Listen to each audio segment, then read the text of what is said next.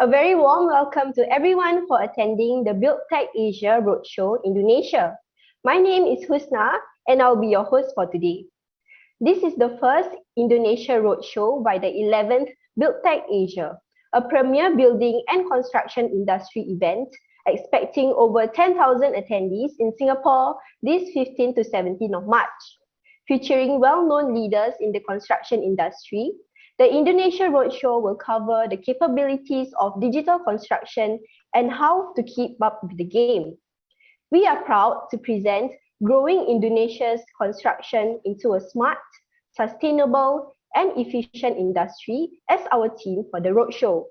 This theme was carefully curated to reflect Indonesia's growing demand for adopting new technology in the built environment. Now, first of all, we would like to welcome all our speakers who have so kindly agreed to be part of this roadshow.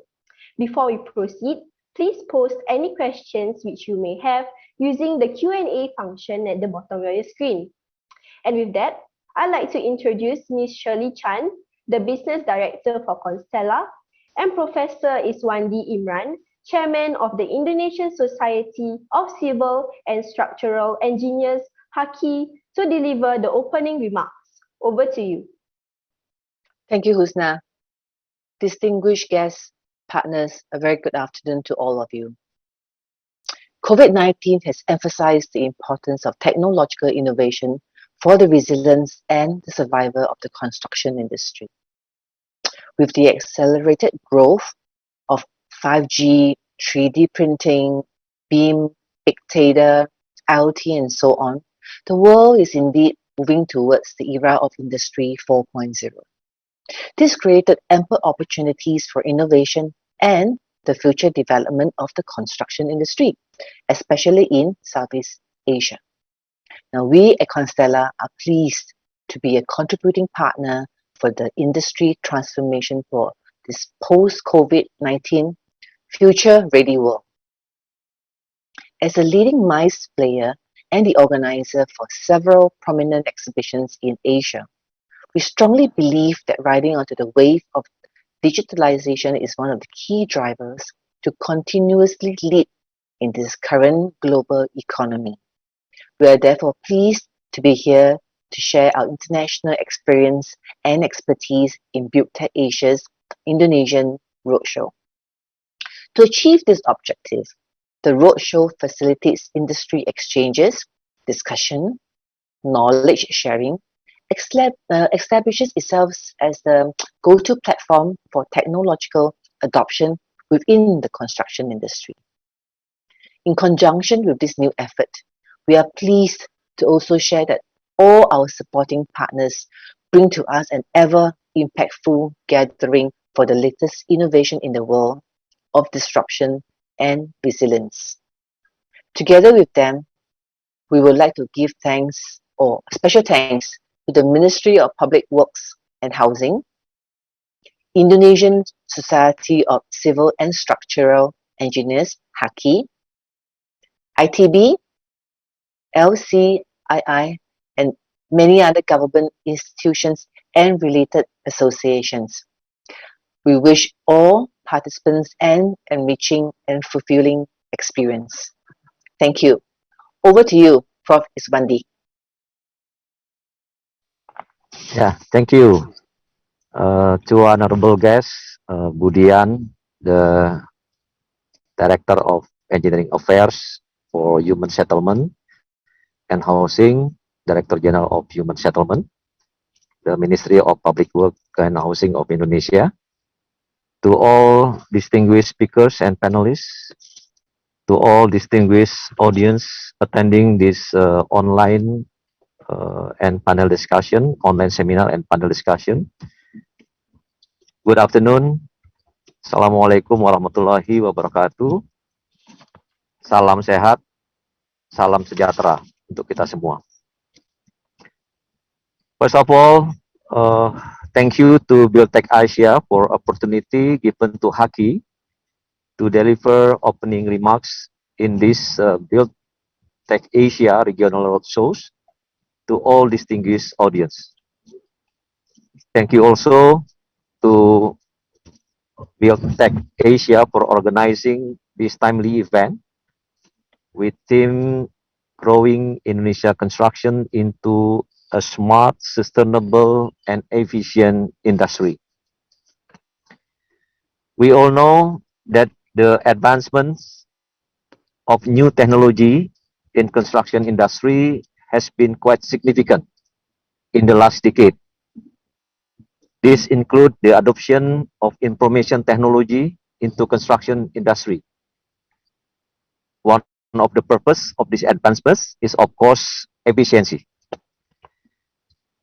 In Indonesia, although the adoption of this new technology is not as fast as we expect, yeah, various advancement has already taken place in many sectors, including in manufacturing sectors such as precast concrete plant, ready mix concrete, etc. The use of sensors for monitoring various parameters during constructions start to gain its place in the construction industry. We like to have a good control of everything right now. Likewise, the application of BIM, building information modeling, is becoming a need in the construction projects in Indonesia. Some of these advancements and how it can improve the construction industry will be discussed in today's event. I hope that today's event inspires ideas and discussions around the ways that we can make Indonesia's constructions into a smart, safe, sustainable, and efficient industry. Have a good seminar and discussion. Thank you. Thank you, Shirley and Professor Iswandi for setting the road of the roadshow. Before we dive right into today's discussions and presentations, let's welcome Mr. Darren Tay to give a short sharing on what to expect at Buildtech Asia 2022. Over to you, Darren. Thank you so much, Husna, and welcome everyone for taking time for the first stop of Buildtech Asia Regional Roadshow for Indonesia. I would like to share more about the main event of Buildtech Asia, which will be happening this year from 15th to 17th of March in Singapore at the Singapore Expo. This year's edition will be special, and it will be the first time that Buildtech Asia will be taking on a hybrid format. Hybrid in the sense that there will be a physical exhibition and conference on site, and there will be an event portal that will be hosting and mirroring the event virtually. So, about Buildtech Asia. Buildtech Asia is a B2B trade event on building and construction technology with the objective to help organizations to accelerate the adoption of digitalized solutions and smart technologies as part of the industry transformation roadmap. This year's event will be our 11th edition and will bring together regional professionals from the built environment industry to convene and to facilitate the exchanges of knowledge and insights to help start, scale, and sustain their transformation journey. As we all know, the global pandemic has greatly impacted the construction industry, especially in the last 2 years where we saw countries introducing lockdowns and restrictions, which had caused several disruptions that resulted in severe construction delays. Construction companies are facing mounting challenges from acute labor shortages to skyrocketing material costs. This resulted in firms turning to technological adoptions so as to curb some of these short-term problems. The building and construction industry will see a shift towards digitalization and automation to address long-term costs and margins. with safety being one of the major challenges for the industry. Digitalization will be driven by technologies such as AI, five-dimensional, BEAM, AR and VR, and electrification powered by 5G speed connectivity. Organizations will also have to adopt a better workforce management strategy. The workforce must be equipped with the knowledge and skills to accommodate urbanization. Buildtech Asia will be the platform to facilitate digital transformation for our construction organization. Curated content and programs to help companies understand the benefit of new technologies, where to start, how to scale, and how to sustain the transformation efforts, which will be relevant to all companies in the region, regardless of industry, size, profile, and maturity. Buildtech Asia will also set the stage for businesses to adopt transformation, growth, and also to fostering new business partnerships. Buildtech Asia believes in providing a safe environment for business professionals to convene in person. Strict regulation will be put in place during the event venue on site. For regional attendees who are keen to attend, well, only countries with existing VTLs may be present at the show floor. Given today's existing condition, I believe that Singapore and Indonesia has got an existing VTLs. Therefore, I sincerely invite you to join us on site during the event. Alternatively, attendees can also opt to attend the event virtually. The event portal will be live 24/7 and for 30 days starting on the first day of the event, which is on 15th of March. At the bottom, attendees can network, meet up with fellow attendees over the internet, and recordings of the conferences will be pushed and uploaded onto the portal for viewing at your own pace and comfort. Here's an overview concept of the exhibition show floor. What is new this year is that there will be an industrial transformation gateway, which will actually bring us through the transformation journey for the built environment from the beginning to where we are today. Looking at it from the gateway, it would then lead you into the Smart Innovation Pavilion, where showcases of innovative products and solutions that are newly introduced into the market.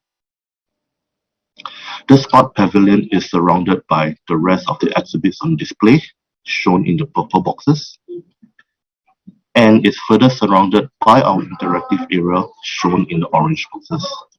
From the InnoTech zones to the machineries showpieces, and more importantly, the business matching lounge and sandbox, which is a free-to-attend seminar that will be discussing on topics relating to today's construction solutions and trends. Here, an overview conference that will be happening across the 3 days. On the first day, we'll be having the opening ceremony at 9:30 a.m. Singapore time, followed by Facilities Management Conference, which will take place over 2 days.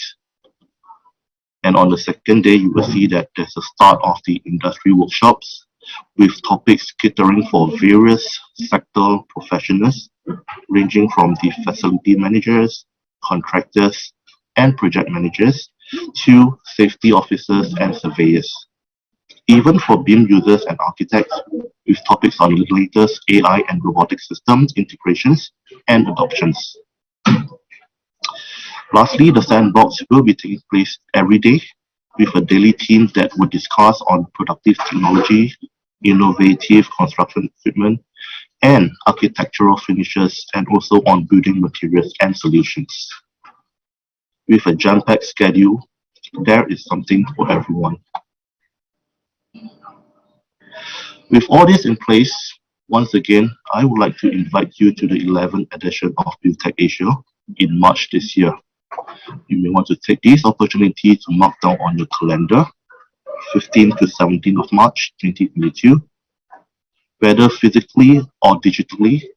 I look forward to personally receiving you at the event. Once again, thank you, and back over to you, Husna. Thank you, Darren, for the informative presentation. Indonesia's construction industry has been acting as a user and technology importer. Hence, the adoption and transfer of technologies from other countries play a significant role in the use of construction technology in Indonesia, with most of the demand being client-driven. Moving on, it gives me great pleasure to welcome our guest of honor, Ibu Dian Irawati, MT, who is currently the Director of Engineering Affairs for Human Settlements and Housing. Ibu Dian will address the future of Indonesia's building and construction industry. Welcome, Ibu Dian.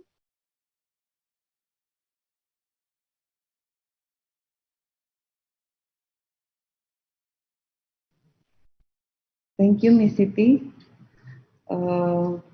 Firstly, I apologize that my DJ still at Bali because accompany my minister, so I allow deliver the opening address for my DJ. Bismillahirrahmanirrahim. Assalamualaikum warahmatullahi wabarakatuh. Peace for all us. Good afternoon and selamat siang. Whom I respect, Professor Isfandi Imran, as Chairman of Indonesian Society of Civil and Structural Engineers, HAKI, whom I respect, Ms. Shirley Chan, as Business Director of Constellar Exhibition, who has arranged this event, and whom I respect, also speakers, panelists, and all of audience who has come in this event. First of all, let us express our gratitude to Allah Subhanahu wa Ta'ala, because only by His grace and blessing so we can all gather in a good health in this event. Distinguished guests, ladies and gentlemen, the overall construction sector in Indonesia has grown of 6% annually, driven by building and infrastructure investment in cities across Indonesia, leading to high demand for the construction industry. Therefore, Indonesia construction sector is on the third rank as the major source of Indonesian economic growth, due to the large-scale social restriction policy imposed by the government to control the COVID-19 outbreaks. The Indonesian construction industry's output in 2020 declined by 2%. However, the government continued to move ahead with its planning, with infrastructure work expected for our optimistic growth in 2022, including capital city relocation projects. Ladies and gentlemen, whom I'm proud of, in building infrastructure, the government of Indonesia has committed to deliver sustainable development by establishing the presidential decree, the SDGs roadmap, and the National Action Plan on SDGs. The SDGs roadmap consists of milestone of SDGs implementation from 2019 to 2030. In coherence to SDGs roadmap, Ministry of Public Works of Housing is responsible to develop infrastructure with adheres to the principles of Sustainable Development Goals. The practical implementation of sustainable development has been formulated in Government Regulation Number 19 of 2021, with this performance assessment quantified in the Ministry of Public Works and Housing Regulation Number 20 of 2021 concerning performance assessment of green building on BGH. Therefore, all the newly constructed buildings funded by national budget, including national priority projects, are going to comply with this green building code. The objective of this regulation is to create a smart, sustainable, and efficient construction industry. In supporting the national energy policy in achieving the target of 23% use of renewable energy by 2025, Ministry of Public Works and Housing encourage green buildings in Indonesia to have alternative energy sources that are low in carbon emissions. Currently, the most widely applied renewable energy is solar power plants. For instance, solar panel in Gelora Bung Karno main stadium and parking building. Dear all attendees, in accordance with Smart City Building Information Modeling or BIM revolutions the decision-making process in the construction of energy-efficient buildings and smart cities. We are fully confident that implementation of BIM in infrastructure development can improve its efficiency and accuracy for the quantification to support the design of a lean and transparent implementation method, increase precision and speed, also optimizing collaborative efforts. The Ministry of Public Works and Housing Regulation number 20 of 2018 concerning guidelines for the construction of state-owned buildings has required the application of building information modeling in state-owned buildings with criteria of area over 2,000 square meters and above 2 floors. Dear all honorable participants, most of Indonesia's area is located in the middle high to high earthquake risk levels. Therefore, it is imperative for each building structure in Indonesia to be an earthquake resistant. Earthquake resistant structural design for new building is regulated in Indonesian National Standard number 1726 at 2019 or SNI 1726/2019. For existing building, we are working on new standards regarding earthquake-resistant structural design for retrofit buildings. We expect that with this standard, the number of collapsed buildings can be reduced significantly. Post-disaster housing reconstruction play a crucial role in the rebuilding the community. In order to accelerate the provision of livable housing for the community, Minister of Public Works and Housing developed RISA and RUSPIN technology and implemented on post-disaster areas such as Aceh, Lombok, and Palu. This precast technology takes less time and less human resource to work with and also increases employment for the community by collaborating as applicators. To ensure safety of all built infrastructure, the Ministry of Public Works and Housing regularly updates all standards related to the design, construction, operation, as well as maintenance. This includes the development of earthquake risk maps and establish large dam safety committed bridge and roads, tunnel safety committee, and building safety committee that is supported by a panel of experts. Respect guests and participants of Buildtech Asia Roadshow, as the government of Indonesia targets to start many large infrastructure projects over the next few years. It will be a great opportunity for most market players in building and construction sector.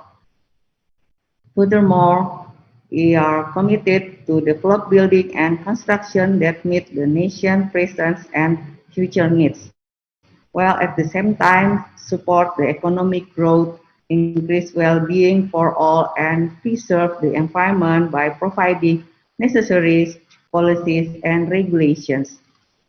We are very proud and honored to be invited to be pitched for the Buildtech Asia Roadshow.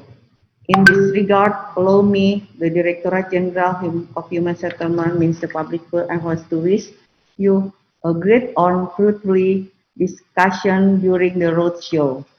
Thank you again for the opportunity given to us.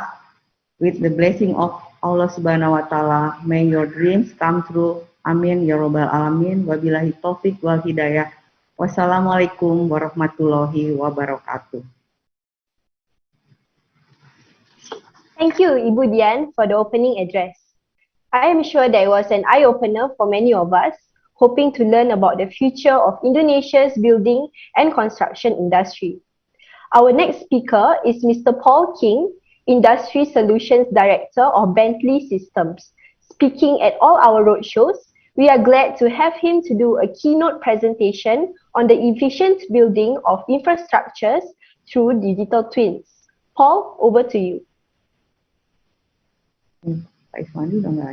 Hello everyone, my name is Paul King and I work in the construction team at Bentley Systems. I'm delighted to be speaking to you at this important industry event, and I'm pleased that so many of you want to learn about using technology to deliver better infrastructure projects. If you follow construction news, you'll have seen many examples of how technology is being used on site. I'm going to explain technologies like 4D construction, digital twins, and reality modeling. And I'll show how digital twins are helping firms to win projects, deliver them more effectively, and improve their profitability.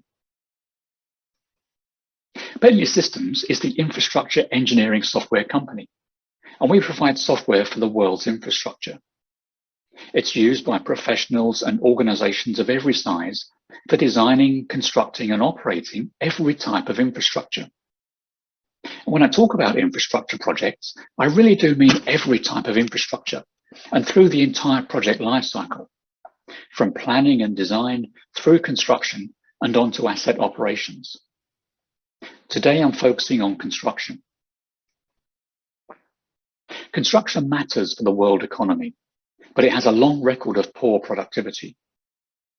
Construction-related spending accounts for 13% of the world's GDP, but the sector's annual productivity growth has only increased 1% over the past 20 years. $1.6 trillion of additional value could be created through higher productivity, and that would meet half the world's infrastructure need. To show how big construction is, the floor area of the world's buildings is projected to double in the next 40 years, and that's only for buildings. It's important to remind ourselves of the challenges that we face in the construction industry, because organizations and projects don't buy and implement software just for the sake of it.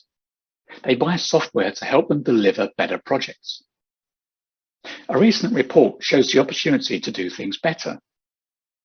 It found that the average large project takes 20% longer than planned and can be 80% over budget. The project numbers help to explain why. There are more than 1,000 people from nearly 200 companies sharing over 2 million documents.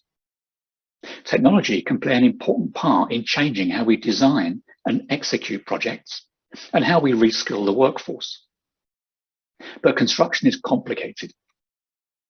In fact, building any type of asset is complicated, as you can see when you look at what's needed for a new railway. We don't just design the railway and then build it. Software plays a key role in planning, designing, analyzing, constructing, and managing the asset.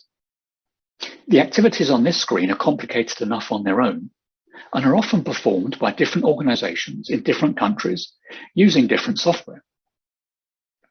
The construction team on site must take all of this data and information and use it to deliver the railway on time and within budget. And that budget is usually set by a competitive tender process, so every dollar makes a difference. These are some of the technologies being used on projects today, everything from 2D up to mixed reality. I've highlighted 4D planning to show the benefit that even simple advancements can make. Ryan in the US saves 4 weeks off the schedule for every 8 months of construction. Should you be doing all of these? Maybe not, but you should be considering when and how you'll get started. And ask yourself, what are my competitors doing? because technology is changing your competitors. Construction's always been slow to change, but technology is changing the competition for everyone: designers, builders, manufacturers, and software vendors. The blue line shows how we tend to make small advances and then use them for long periods before shifting again. But the pace of change is accelerating. It's much easier to try bits of new technology to see if they work. If they do, we keep them and try something new. If they don't, we stop and try something else. This much more agile approach means that companies can start to quickly move ahead of their competitors. And when I talk to companies, they're less concerned about where they are on the curve and much more interested in where their competitors are. Constructioneering is a term used to describe how all these bits of technology fit together. It's driven by 5 technology trends. First is next generation BIM. Many projects are still working in a BIM level 1 environment without using a collaboration process. Next generation BIM uses the latest BIM tools combined with best practice common data environments. Second is collaboration and mobility. Cloud-based connected data environments transform projects by enabling real-time collaboration. A common data environment is part of a connected data environment. It means that users can access data from anywhere at any time on any device. Third is near-time data capture. High-resolution images and 3D models can be produced in near real time using GPS, photogrammetry, and LiDAR. Drones and handheld scanners are improving the accuracy and quality of surveys and reducing the time needed to capture the source data. Fourth is the Internet of Things. Sensors can track real-time data from equipment, crews, and materials, and cloud computing enables that data to be analyzed in near real time. And this all improves cost control, decision-making, risk management, and site safety. Fifth is autonomous navigation. Autonomous machines are appearing more frequently on site, but of course, if you're using a new robotic digging machine, then you need to make sure you're using it to dig the right hole in the right place at the right time, based on the right model. But it can be a challenge for firms to catch up with and use the available technology. Academy programs are a proven way to educate, train, and support teams to achieve better outcomes. In my experience, successful projects ensure they get the basics right and they spend time and effort implementing best practices. There's a lot of interest around digital twins, but it's not something you can turn off or on when needed. They offer huge potential to improve project delivery, but they build on existing best practices, and you must get the basics right. It starts with creating high-quality components, and creating components means both vertical and linear, as with this railway example. The industry has access to the latest BIM technology, and it's important to get the design right. It must be complete, consistent, and correct. Next, best practice workflows ensure your data is managed securely and effectively.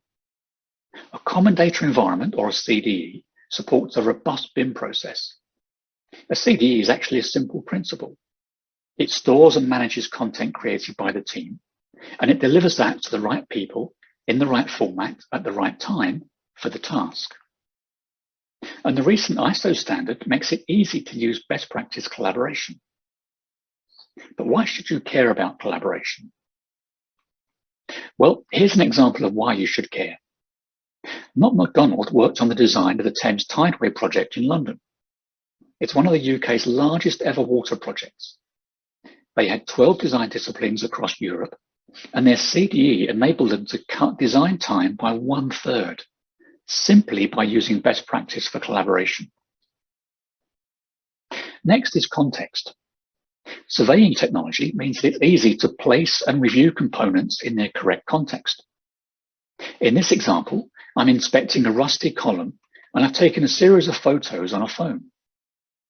The Context Capture Cloud service converts them to an accurate 3D model that I can view on my phone and share with other team members. Or I could also use it to model the excavation of underground services. Of course, most projects have data in different formats from different sources. So it's important to consider the alignment, accountability, and accessibility of data. Data alignment ensures that you can take design information from different software applications and reuse it. Data accountability means that you know who created the information and what it can be used for. Data accessibility ensures that your construction teams can get the information they need by using their preferred device wherever they are. In Bentley, we've developed an open source way of doing this called iTwins. iTwins let projects store, manage, and use different types of data in a cloud database. And iTwins are enabled by three key technologies. First, iModels, and these are a container for digital components. The iModel Hub manages and maintains all of that data and the changes over time. And iModel.js is the open source technology that enables anyone to create their own applications and services for digital twins. iTwins technology is the backbone that enables the construction digital twin. And how does this work on a project? Well, content creators work in their preferred authoring tools. The iTwin service aligns the various inputs to a common data format, and that's stored in a cloud database. Team members can then access the data to use in their own work. They get access to the trusted data they need, when they need it, and in the right format for their task. If your construction team is using Synchro, for example, they work with the connected data environment through simple apps and web browsers. When you have the components and the workflows and the context, then you have the basis for a construction digital twin. The simplest definition is a digital representation of a physical asset, process, or system. But a twin is a living thing, so it must be continuously synchronized. And it should use data-driven workflows to optimize performance. From a technology perspective, digital twins are being enabled by technologies such as reality modeling, artificial intelligence, mixed reality, and machine learning. More of this technology is becoming available every day, and it's getting a lot cheaper.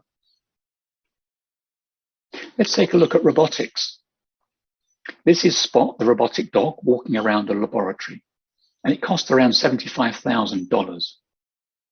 But they're beginning to appear on site. They can navigate stairs and obstacles, and this one is photographing a steelwork connection. So they're starting to find practical applications. At the basic end of the market, there's a road marking machine. It's not as much fun as a robotic dog, but it's probably more cost effective. And robots are getting smarter, more effective, and cheaper every day. And I wonder how long it will be before these machines are dancing around construction sites in Indonesia. Now let's look at some digital twin workflows to see the benefits. There can be multiple digital twins throughout the life cycle of an asset. A digital twin spans the entire asset life cycle, and users at all stages can make better informed decisions for better outcomes. The construction digital twin involves inputs of data, such as design data, and that could be drawings and models, the pre-construction information, and feeds from the field.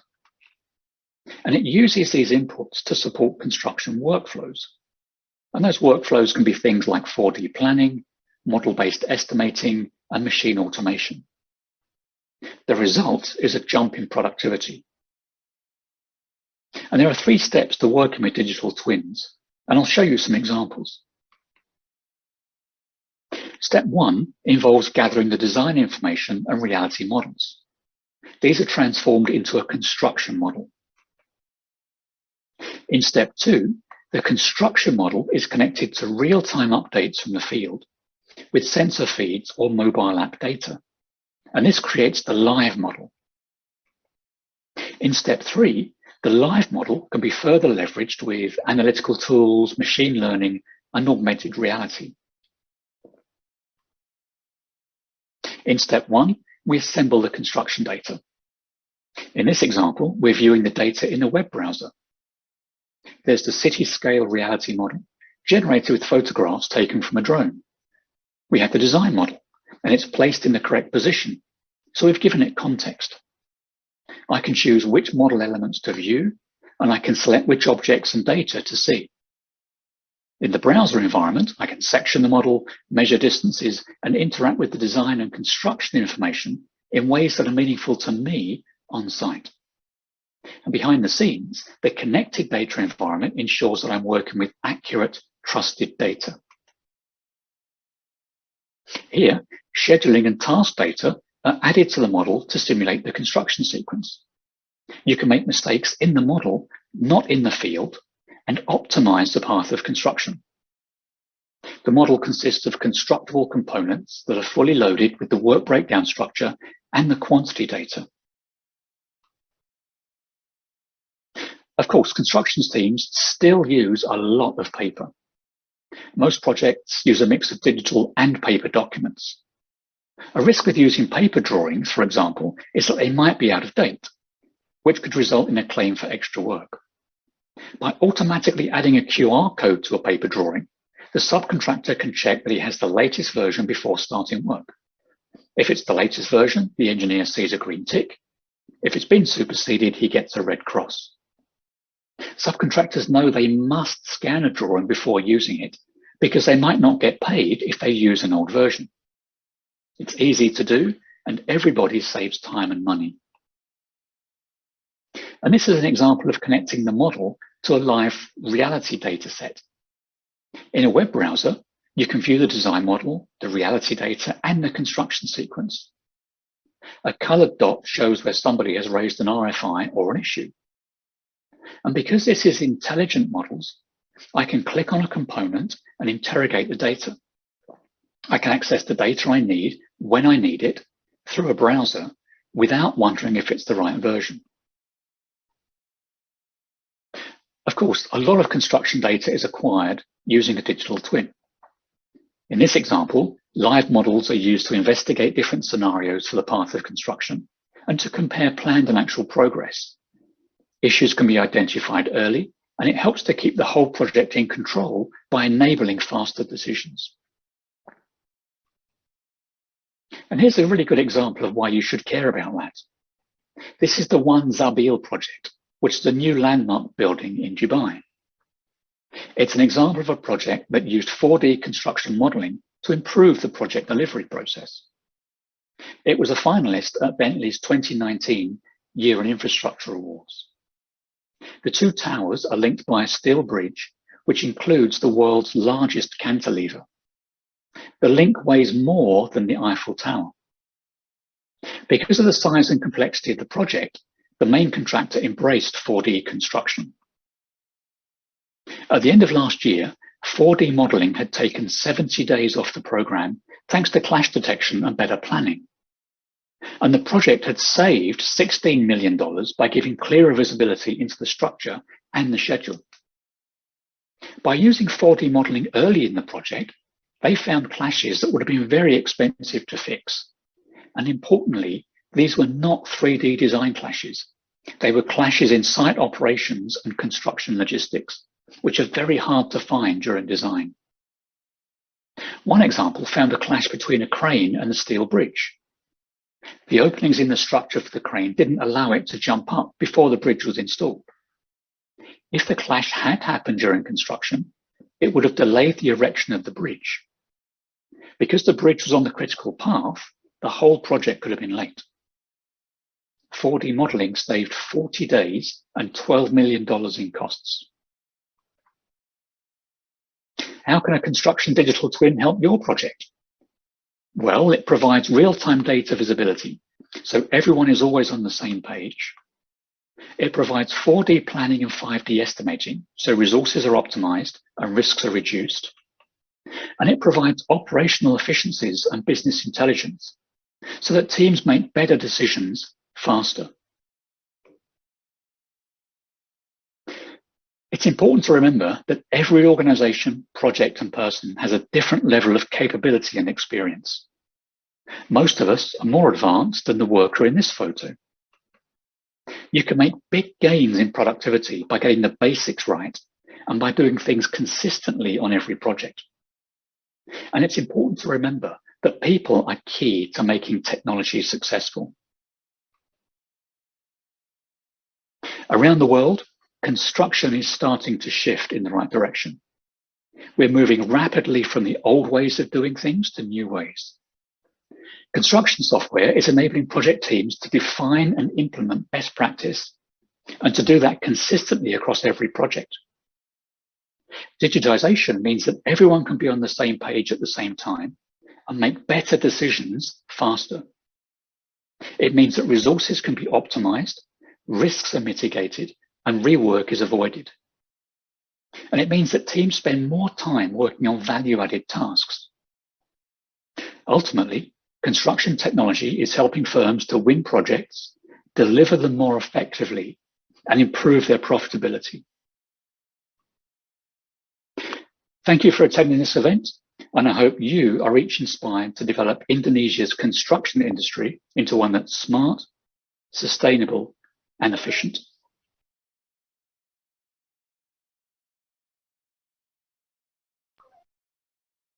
Thank you, Paul, for the enlightening presentation. A gentle reminder to the audiences to post any questions you may have in the Q&A button on your screen, and our speakers will attend to you shortly. Next, I would like to introduce Dr. Ali Bawano, who is currently a Senior Research Fellow at the German Institute of Science and Technology, TUM Asia. With his vast knowledge in transportation and civil engineering, Pak Ali will be moderating our session today, which aims to discuss what and how we harness smart construction technologies in Indonesia. Joining him at this panel discussion are Pak Tri Wijayanto Judo Sastro, MT, Board of Unit 4, Equalization of Foreign Workers, Construction Services Development Board of Indonesia, Ministry of Public Works and Housing. Pak Muhammad Abduh, Vice Rector for Finance, Planning and Development, Institut Teknologi Bandung, ITB, Indonesia. And as well as Dr. Ivindra Pane, Chief Technical Officer, Beton Analytica, Indonesia. Take away, panel.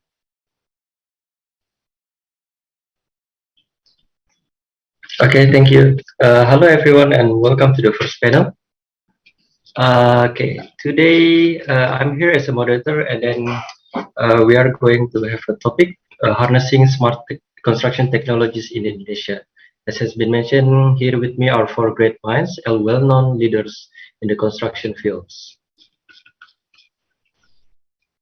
Before we are going deep into discussion, I have actually a quick questions for all of the speakers, and they can only choose one answer actually. Of course, there is no right or wrong for the answers, and I will not ask why you choose that answers.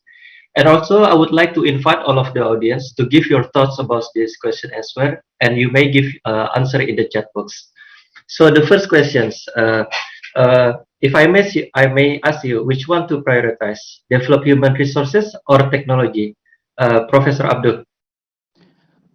Human resources, I think. What about Pak Tri? Human resources. Okay. Same with Mr. Prof. Abdul. Mr. Sumit? I'll say both. Oh, you cannot choose both. You have to select one. Well, I'll go with it with my esteemed colleagues earlier. I'll say people as well. Most important asset is fundamentally our people. Okay. And Dr. Ivindra? Definitely human resources. Okay. Second question, reduce cost or improve speed? Professor Abdul? Reduce cost. Okay. Mr. Tri? Reduce cost. Dr. Ivindra? Improve speed because it reduces cost. Okay. And Mr. Sumit? Yeah, I think that's my answer as well. Speed, you mean? Yes. Okay, nice. Lastly, productivity or sustainability? Professor Abdul? sustainability, of course. Part 3, Productivity. productivity. Oh, interesting. Dr. Ifindra? Productivity, that's more needed in Indonesia. Okay. And Mr. Sumit? I would say sustainability, but sustainability isn't just about the environment. It's about the contractors doing well and making money. So that's how I'd answer that. Okay, thank you, all of the speakers. And of course, for all of the audience, please give me your thoughts and then give your answer in the chat box. So there were 3 questions. Which one is which one is to prioritize? Develop human resources or technology? Secondly, reduce cost or improve speed? And then lastly, productivity or sustainability? Okay, while you are answering all of the answer, I think we can go ahead with our main topic. So first of all, I think this is a very interesting topic. Smart construction is, I believe, needs to be driven by people, right? At least for the very first stage. There will be no smart construction when there are no smart people behind. I quote from our minister Nadiem Makarim in 2020. He mentioned that he just suggested Indonesian students who are studying abroad or working abroad, they should return to the country Indonesia. I guess this is like a sign of a brain drain. And I also witnessed by myself that 5-10 years ago when I was still working in Indonesia, we are relying so much on the foreigners or international experts, including a BIM application and then improving the safety, producing design and guidelines, product management, and so and etc. So I wonder who ready we are, especially our local human resources for Industry 4.0 to harness smart construction technology. First of all, I would like to invite Professor Abdul to give your thoughts about this. Yeah, the same with my answer before. Of course, people aspect, or maybe we call the man behind the gun, is the most important thing.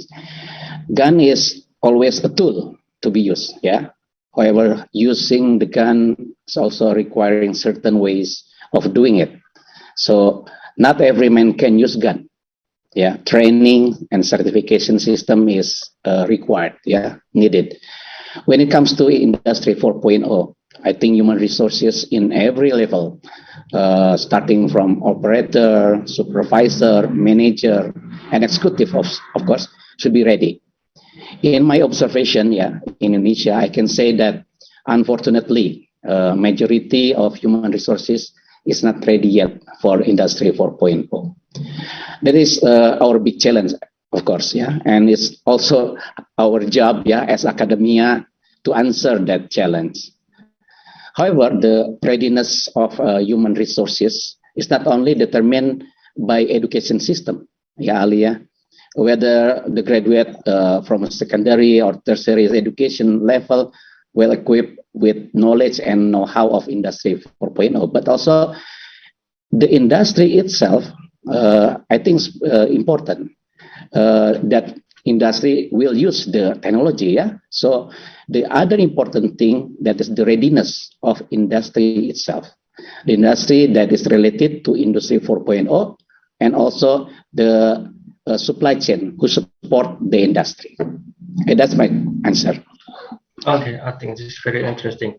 And secondly, may I invite Pak Tri for your thoughts, because we are always aware that you were leading like one of the biggest state-owned company, SPC companies in Indonesia, and currently also responsible for the LPJK, which is responsible for workers and also foreign workers.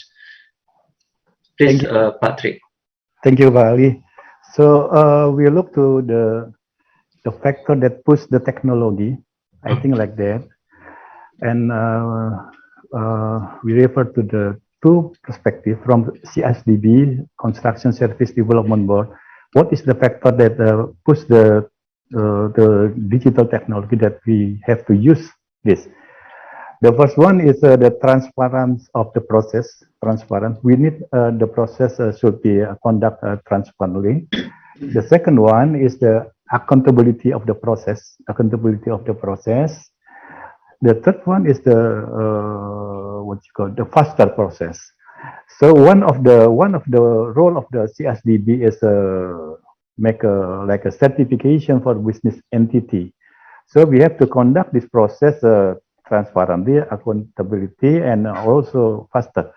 So we make the IT system that we avoid the face-to-face, something like that. And the applicant is make the application to the IT system, and we conduct the assessment or something like that. If the result is okay, and they have the electronic certificate, something like that. And for the company, I refer that to Hutama Karya that I worked before 7 years ago. Yes. There's a minimum to use the digital technology, but now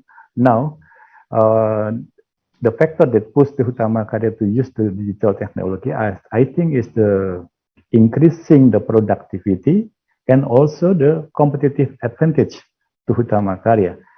Now they use the BIM. Yes. For the accuracy data and the speed data, and also they use the ERP, enterprise resources planning, Yes. to make a decision faster and accurate. And also now Utama Karya is the toll operator.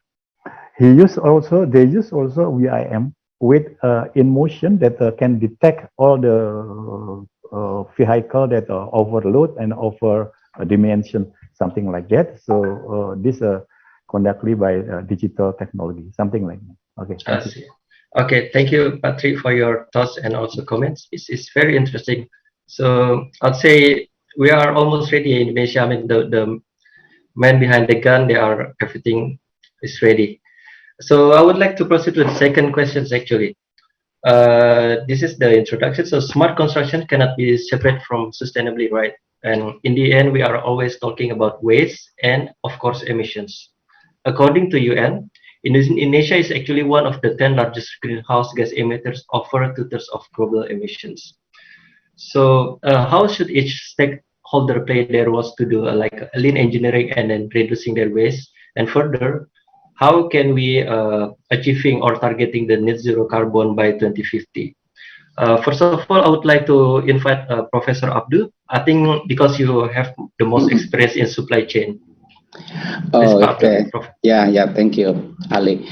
Yeah, I think sustainability is right now is very common term. Yeah, we use it everywhere. Yeah, I see that sustainability is value. Yeah, is value for us right now. Yeah, and this value is very ideal value and long-term goal to be achieved. Yeah, for every one of us. Maybe will not be achieved in maybe 25 or 50. Maybe it's a long term, more than that. Yeah. So to achieve that kind of goal, there is no single party or person can do that alone. Yeah. Of course. It needs like a collaborative and massive efforts from all stakeholders involved in every phase of the value chains of the construction. So it means that the contribution of all members, yeah, of the construction supply chains is needed to add and also to accumulate the achievement of the value that targeted, yeah, such as you mentioned about reduction of waste and also reduction of emission, yeah. So we need a collaborative effort from all members of the construction supply chains towards a specific and agreed goal in every construction project. So it's our common theme right now, and so we can get together, working together, including in construction project. Yeah. Okay. Thank you, Professor Abdul. Secondly, can we invite you, Mr. Sumit, to give your opinion, because I think technology is playing a big role on this two matters, waste and net zero carbon. Yeah. Thank you, Dr. Ali, and absolute pleasure to be here today and participate in this really thought-provoking panel discussion. And thank you for inviting me along.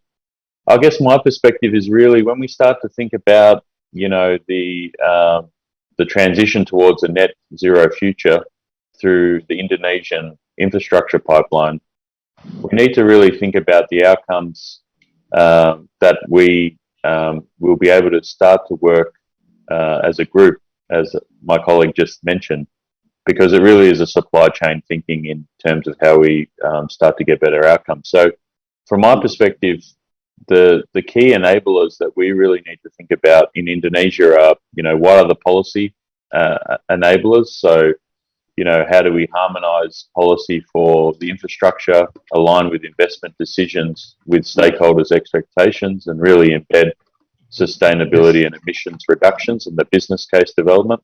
I think from a procurement perspective, what's the focus on reform on productivity and maximize long-term social, economic, environmental value? From a technology perspective, how do we accelerate the investment and uptake of new technology, and with the incentives to contractors to be able to catalyze that innovation, productivity, and the value delivery that is required from design all the way through.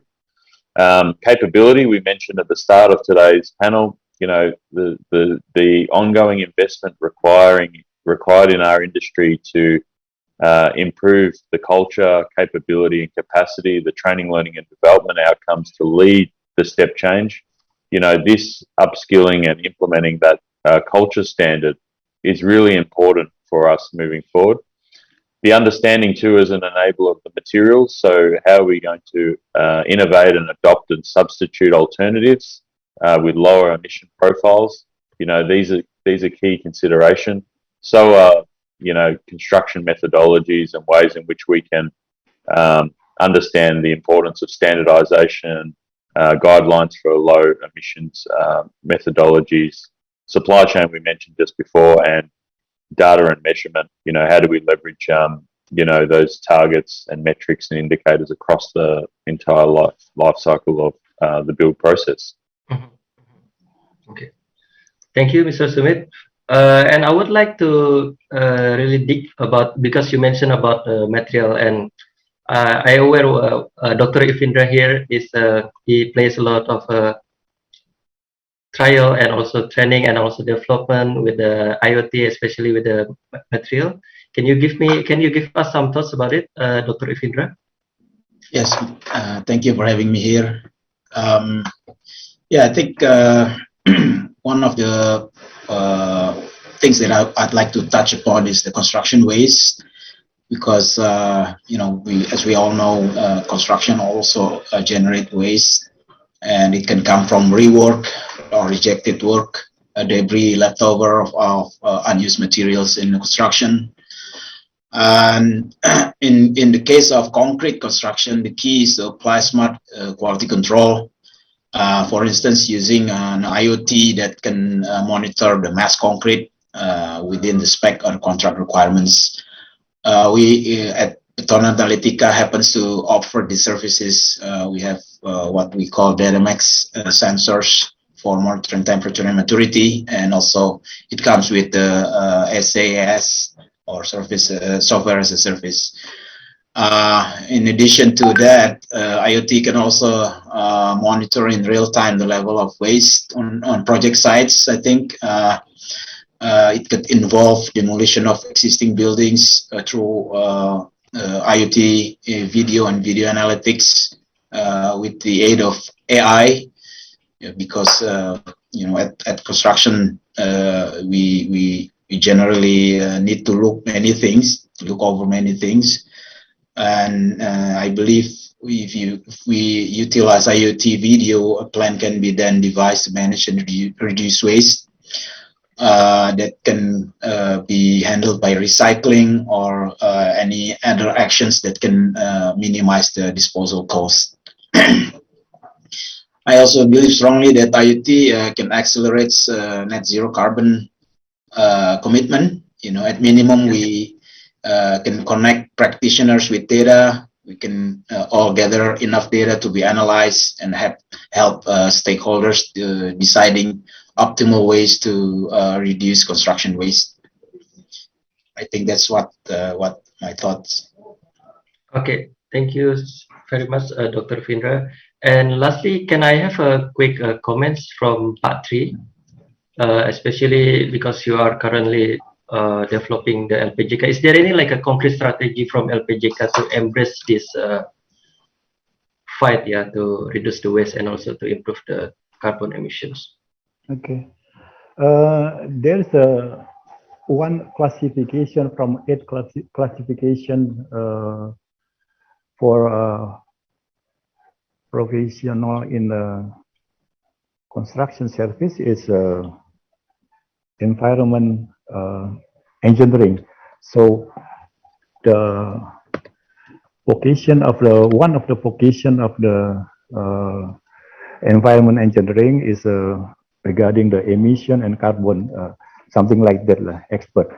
So we want to push this occupation to the next year to increase before there is a need for us to make a commitment zero carbon by 2050. And also the one of the presidential regulation number 35 of 2018 regarding the ITF, the intermediate treatment facility for solid waste. Also, they make the criteria for the emission is like something like zero pollution and have a standard Euro 5 like that. So when the business entity tender for this project, we have to make a joint operation with a foreign company for fulfill this technology, and also can execute this project. Just like that. Thank you so much, Patri, for your comments.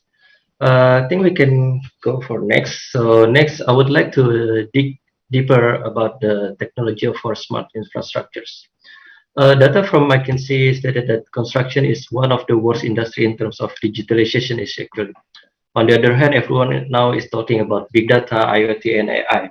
So how ready we are actually with this smart platform? How can we leverage big data to improve our infrastructure? I believe the right person to start, Dr. Ifindra. Yeah, I think we're getting there for sure. So the global trend is there. We can see it. So according to some studies, connected IoT devices are globally going to triple within 5 years. And that means more data will be available, and surely more interesting stuff will be discovered if we work hard enough. And I mean, the driving factors are all there now. We are in the country with promising concrete industry in Indonesia. We internally have estimated about 150 million cubic concrete produced annually, and we believe that big cloud service companies are also coming to Indonesian market. We're all excited to exploit this. And at Beton Analytica, we are ready to serve. These are, to us, are opportunities rather than problems. Okay, thank you, Dr. Ifindra. Secondly, can we have your comments on this, Mr. Sumit? Yeah, I think it was, I agree with both gentlemen. I guess from my perspective, it's really, trying to get a real single point of focus as a starting point. So I guess how organizations can benefit from, data-driven insights. So, there is a lot of big data out there, but I think from my perspective, it's the first step is really to attempt at, having really clear return on investment. And I think not making the project such a big project to understand what you can do with the data, but maybe starting off with, Q&A and safety, 2 areas where, a lot of construction firms are already capturing the data. Then the second piece for me is really how do we get buy-in with the business. So, move away from that hesitancy to really include, the project team and management buy-in. The third piece, I think, is how do we start to standardize that data and what's being captured. So, allocating the right resources to use those metrics to create metrics and then track those against how we're performing against those and having a champion to really drive that standardization. And then the fourth piece for me is really, handling big data is really keeping that project data in a common environment. So, we heard early discussions around, common data environments. They're really critical, particularly when we can start to, really integrate with other best of breed technologies that are out there. So I think these are the four requirements that I think are important. Okay. Thank you, Mr. Sumit. Before we going for the next question, can I also invite Professor Abdul to give some comments on this? Okay, Dr. Ali. Sorry, before I mention you as Ali because you were my student. Yeah, maybe. Yes, correct. It's okay, But Professor right Abdul. now you are already a doctor. Yeah, so congratulations. In my perspective, related to this McKinsey research, Yes. I think Indonesia construction industry has been acting as also laggard, in this technology. So the industry, construction industry, being as a user only, for most of the technology, So it is fair, I think. If I can say that Indonesia is considered as a only follower, for this technology, or maybe we can also say that is as only like importer of the technology, We are only using the technology, We are not creating the technology. So because of that, so we have to think about how to support that sustainably, because when we use the technology, there are many supporting industry, behind that. Not only the technology itself, but also the supply chain who support that technology. So the question is, if we import that technology, how about the supply chain to support the sustainability of that technology? Why? Because Indonesia is not considered as the manufacturing country, And we can see from the data, the manufacturing industry growth is very lower than the GDP of Indonesia. It means that we are not in manufacturing industry. In terms of Industry 4.0, manufacturing industry should be the leader of that kind of Industry 4.0. That's my answer, Ali. Sorry, Okay. Dr. Ali. Thank you, Professor Abdul. Okay, I think we can go next. So I think we all, majority of us is agree that at the end it always comes about money, right? Industry will not spend any cents on the technology if they cannot see the benefit out of it, of course. So how much actually owners of the projects can benefit? Of course, by Dr. Ifidra already mentioned, but maybe can you give us like a deeper based on your experience with the customers? Please, Dr. Ifidra. Yeah, I think our experience servicing the construction industry with IoT product has varied also, but in general we find that there should be some driver or some driving force to adopt this technology. We know that because the concept that we use, which is the maturity concept, is there for a while. It's a solid concept, it's a powerful concept, but it takes time to be adopted in Indonesian construction industry.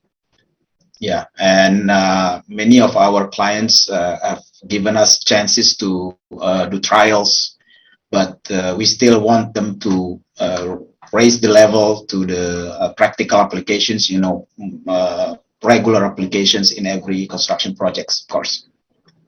Okay, thank you, Dr. Ifindra. And I also invite you, Mr. Sumit, to give quick thoughts about this. Yeah, I think that was an excellent point just made before, because, if you think about the data maturity piece, that's critical, because if we look at a lot of projects, there are so much invariability in terms of, good things that are happening, because the constraints that we mentioned earlier. But understanding where the construction firms are at, how regularly are they moving towards through a digital maturity, and understanding what are the gaps in their own capabilities so they can move beyond that sort of ad hoc nature of doing a project to beyond opportunistic, and then starting to standardize and manage with the view to get that level of repetition and optimize outcomes in the future, which will only help to serve the improvements and holding greater profitability at the end of each project. So there's a lot of work to be done, but I think from a technology perspective, it really needs to line up with the outcomes that the construction firms want to achieve. We've got to move the industry away from sort of a belief beyond a correlation that the technology is helping to a real causal link, and attributed to the outcomes that businesses are trying to achieve. Does the technology help them achieve those? If it doesn't, then it's not supporting the businesses. So I think that's really critical moving forward to help the Indonesian industry support that better outcomes, improving quality, improving safety, winning more business, hitting the schedule. These are the sort of things that really, if the technology isn't aligned to how the workflows are required, then it's just selling the dream. Okay. Also, what about Pak Tri? Do you have some comments about this? Especially, I know that, for instance, Utama Karya, they have a lot of resources, like in terms of human and also capital. So for sure, they can easily adapt technology. Doesn't matter if it's BIM or maturity platform like the one developed by Dr. Ifindra. But what do you see like for medium companies or even small companies? Do you think LPJK can also accelerate these small to medium companies to applying this kind of technology? Okay, yeah. So this actually we developed the small or medium company from the association. So there is the association related to the supply chain. The supply chain association is a 4 component. The first one is the material. The second one is equipment. The third one is human resources, and the fourth one is the technology.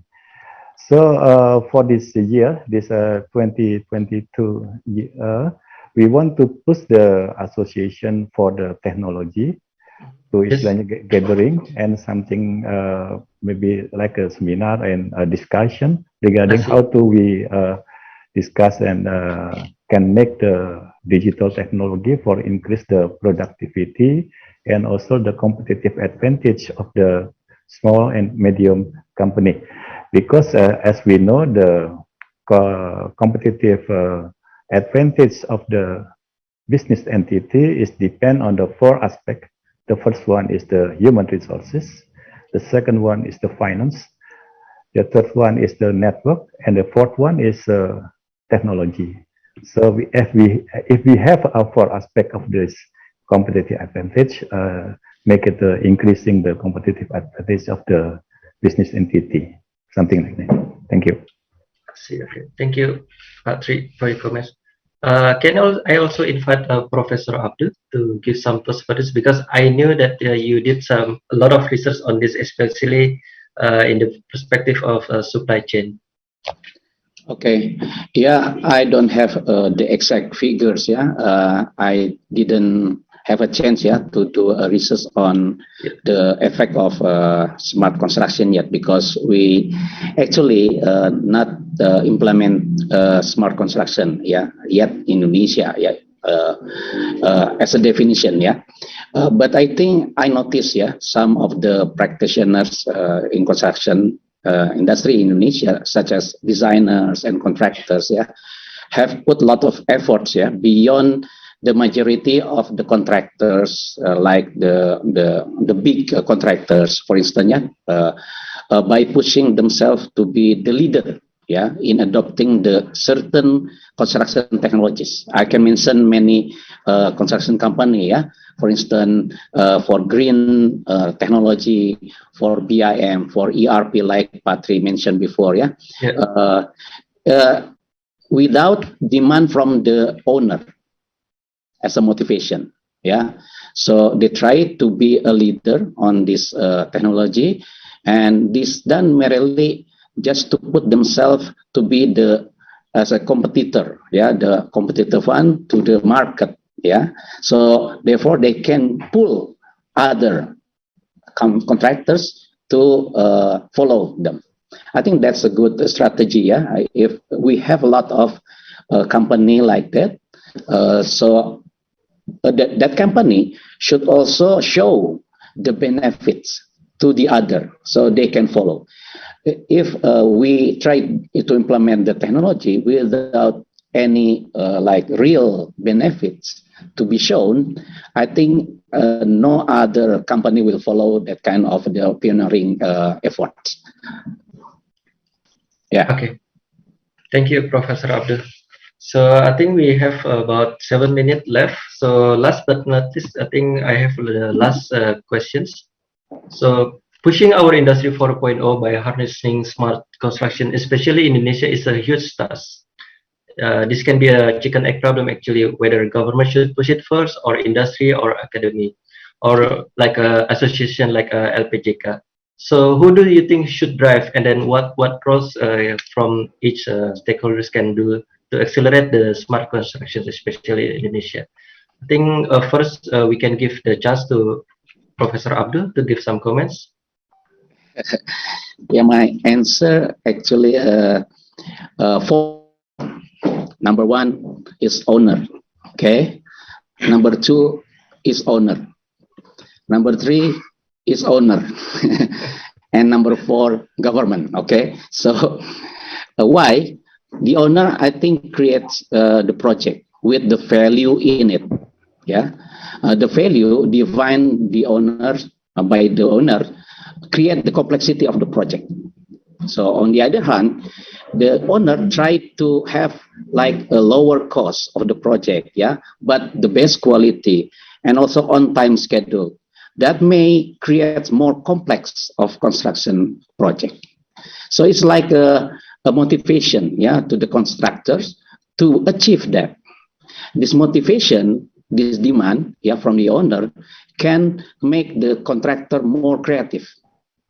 More creative. Yes. So they can try to adopt or transfer the technology from other company, maybe from outside in Indonesia, just to achieve that kind of complexity demanded by the owner. That's because the owner, I mentioned 3 times, and governments. Professor Abdul, 30 seconds, please. Responsible to make policy and regulation, related to that technology adoption, But also the government is also the owner, public owner. So I think government play 2 roles as the owners and also the regulators. That's why the owner and the government is important factor to support this implementation of the smart construction. Okay, thank you, Professor Abdul. Patri, can you also give some comments, especially based on Prof. Abdul thoughts? Please, Patri. Okay, the first one, we have to change our negative mindset. That using the technology, especially for digital technology, will reduce employment and or make or paradigm that the technology is difficult. So we have to learn. We have to learn how to master the technology, and also joint awareness must be created from the government, the business world, and also the community. How to apply the new technology to increase the productivity. So I think for the keyword for this issue is innovation and collaboration among the construction industry community. With government, which is the role of government should be as the conductor with the regulation as a regulator, something like that. Thank you. Okay, thank you so much, Patri. And next, can we invite Dr. Ifindra to give some comments, because I think we are aware that you are one of the pioneer in pushing technology in Indonesia. Please, Dr. Ifindra. Yes, I think we should work together. Collaboration is the key, obviously. And I worked in academics once. No, we were sort of the tip of the spear back then and bringing new technology into applications. Now, as a practitioner, we help bringing IoT into action. I really think that the application is easy. We welcome anyone to try our product using Beton Analytica Data Max sensor is easy, and the result is very practical. You get real-time strength, helps you decide actions, what you want to take based on accurate data. It's quite interesting because it's based on powerful maturity concept. Now, I also say that I hope universities like ITB, University Indonesia, ITS, Gajah Mada, and others will be more active in bringing new IoT sensors and also applications into actions here in Indonesia in the practice. Certainly hope that PU, PR, or Public Works Ministry and other government agencies can quickly endorse the uses of these IoT sensors. More trials are always better. Remember, practice makes perfect. So that's the avenue that we think Beton Analytica is taking now. Thank you. Okay, thank you so much, Dr. Ifindra. And last but not least, can we have your comments as well, Mr. Sumit? Because we know that Autodesk is very big players, right? They are driving the force, and then in positive way, of course.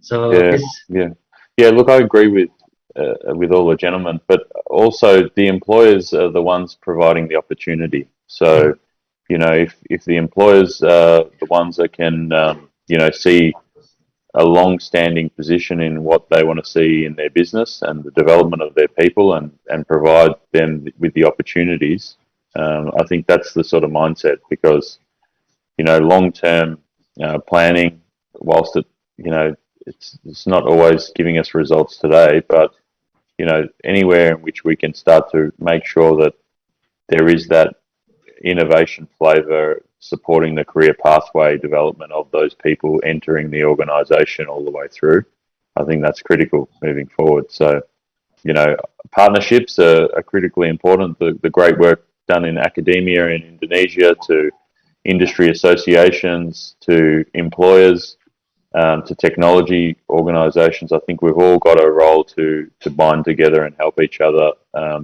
you know, whether it's understanding the gaps that people currently have, but making sure that we are developing an industry that increases, you know, or makes our region, you know, competitive and long-standing to attract great people into the industry. I think that's important. Okay, thank you, Mr. Sumit. I think we already do not have the time anymore. So let's close the session. Let's give a round of applause for all of the speakers. I would like to thanks to all of the speakers and also the audience. Thank you so much. Okay, Thank you. Yeah. Thank you, Pak Ali and fellow panelists, for the insightful conversation. For any questions still not answered, we will attempt to do so in due course or report those questions to the speakers directly for them to reply accordingly. With the SARS-CoV-19 pandemic starting to phase out, the construction industry urgently needs to seize effective solutions to increase productivity, survivability, and competitiveness. Starting from understanding the various problems which have hindered progress, delayed schedule, and exceeded budget, the adoption of a lean, efficient method is necessary to navigate through both technical and socio-economic influences. Now moving on, our last panel discussion of the day is curated in collaboration with Lean Construction Institute Indonesia, LCII for short. I would like to introduce Pak Basuki Mukhlis, Executive Director, Asosiasi Kontraktor Indonesia, who will be moderating on the topic Increase Indonesia's Construction Productivity through Lean Construction and Construction Supply Chain Management. This session will spotlight the various learnings from overseas experiences and explore how lean construction, supply chain management, and digitalization can be more effectively implemented in the Indonesian markets. Joining him at this panel discussion are Pak Nicodemus Daud, Direktur Kelembagaan dan Sumber Daya Konstruksi, Direktorat Jenderal Bina Konstruksi, Kementerian PUPR Republik Indonesia, Pak Budi Otomo, Chairman of Lean Construction Institute Indonesia, Pak Nugra Kasih, Lean Construction Consultant, PQI Consultant, and without further ado, we welcome Pak Basuki and panelists to the stage. Yes.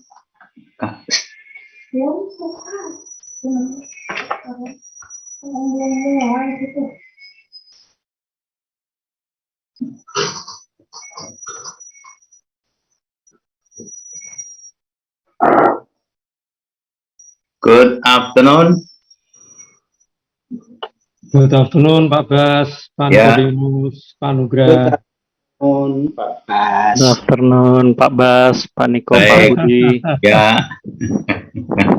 Good afternoon also from the previous Yes. speakers. Selamat siang. Good afternoon, Mr. Nicodemus, Mr. Budi, and Mr. Nugra. Selamat siang. Yang Pak. Selamat siang. Yeah, the start, yeah. That is combination start in here. Okay, already? Yes, okay. Combination Indonesia language and English language, yeah. Okay. Okay. Feel free, Pak. Yeah. Okay, the start. Safe healthy all. With SARS-19 pandemic starting pass out, the construction industry urgently needs this effective solution, increase productivity, stability, and combination. Jadi dengan pandemik SARS yang ada ini mulai reda, jadi industri konstruksi saat ini perlu mencari solusi yang efektif untuk meningkatkan produktivitas, daya saing, daya tahan, dan sebagainya. Jadi melihat dari sini, starting from understanding various problems which have hindered progress, delayed schedule, and exceed budget, and adaptation of the lean efficient method is necessary to navigate through both technical and socio-economic.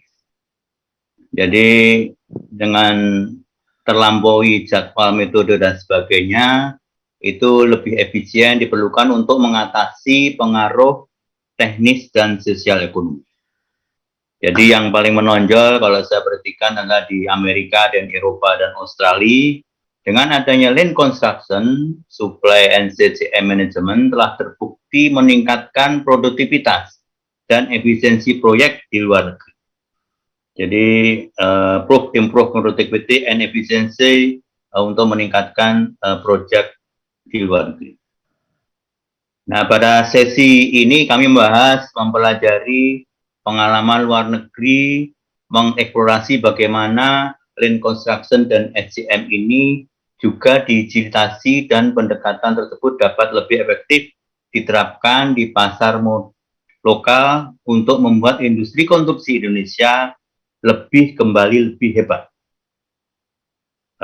We cast this film from overseas experience, how early construction and also digitalization of those approach can be more effectively implemented local markets to make Indonesian construction industry great again.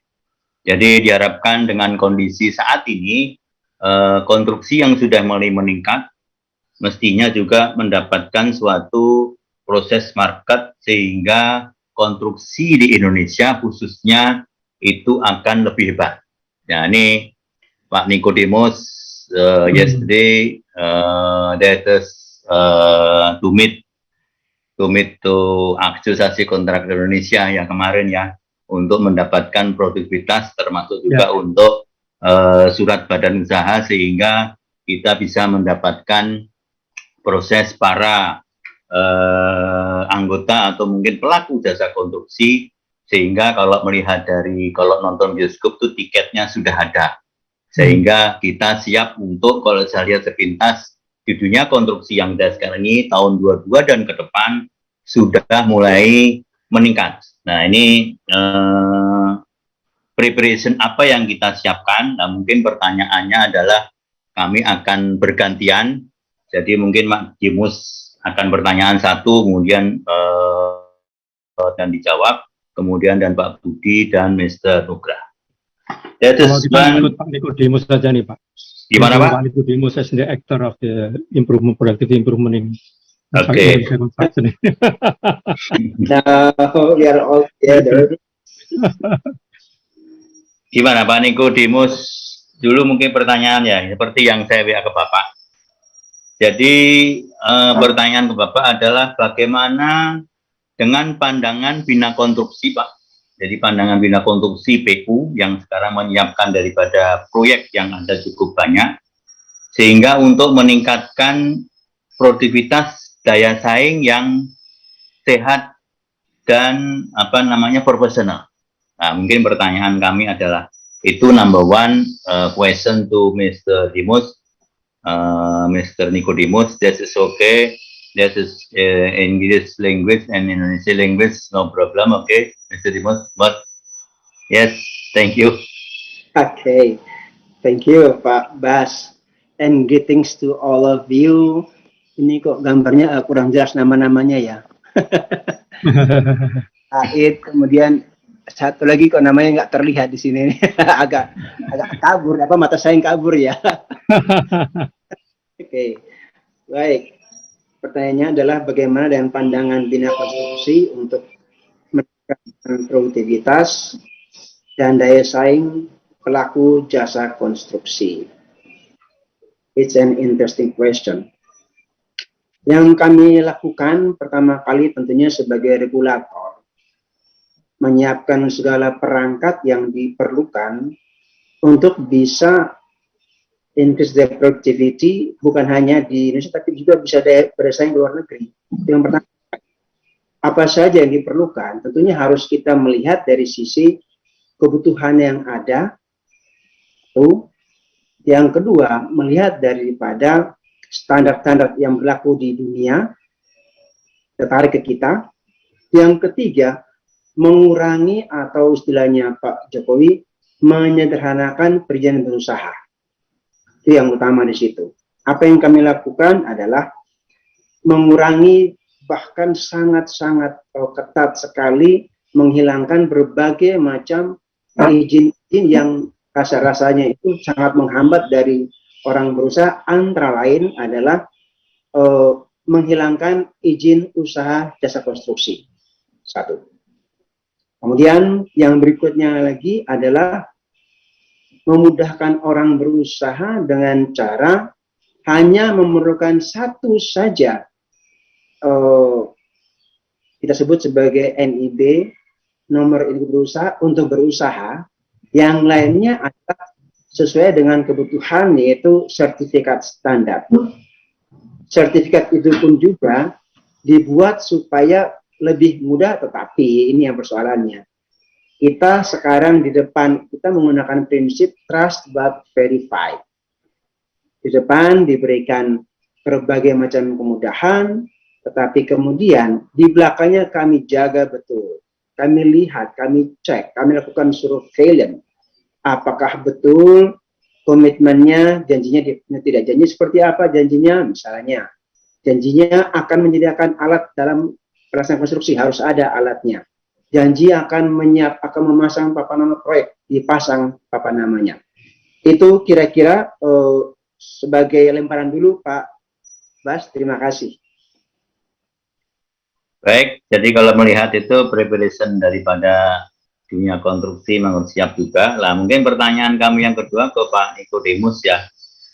Jadi melihat dari pengalaman yang ada saat ini Pak, this now, bagaimana para pelaku jasa konstruksi yang kaitan proyek dan sumber daya. Nah, ini pengalamannya seperti apa nih? Apakah mungkin para pelaku jasa konstruksi saat ini kekurangan sumber daya, atau mungkin barangkali melihat dari sini apakah banyak juga yang tidak memenuhi syarat dari sisi alat, atau mungkin dari sisi sumber daya, atau mungkin dari sisi manusia, termasuk juga ini apakah mungkin saat ini pengalaman saat ini perlu kita review. Karena pada saat itu kami sendiri juga kemarin sempat diskusi dengan di tempatnya HBCI ya, itu saya lihat ada ribuan daripada SKA, ternyata juga baru ratusan puluhan yang sudah siap memenuhi syarat untuk bisa melaksanakan ini. Nah, ini mungkin barangkali yang perlu kita sadarin bahwa bagaimana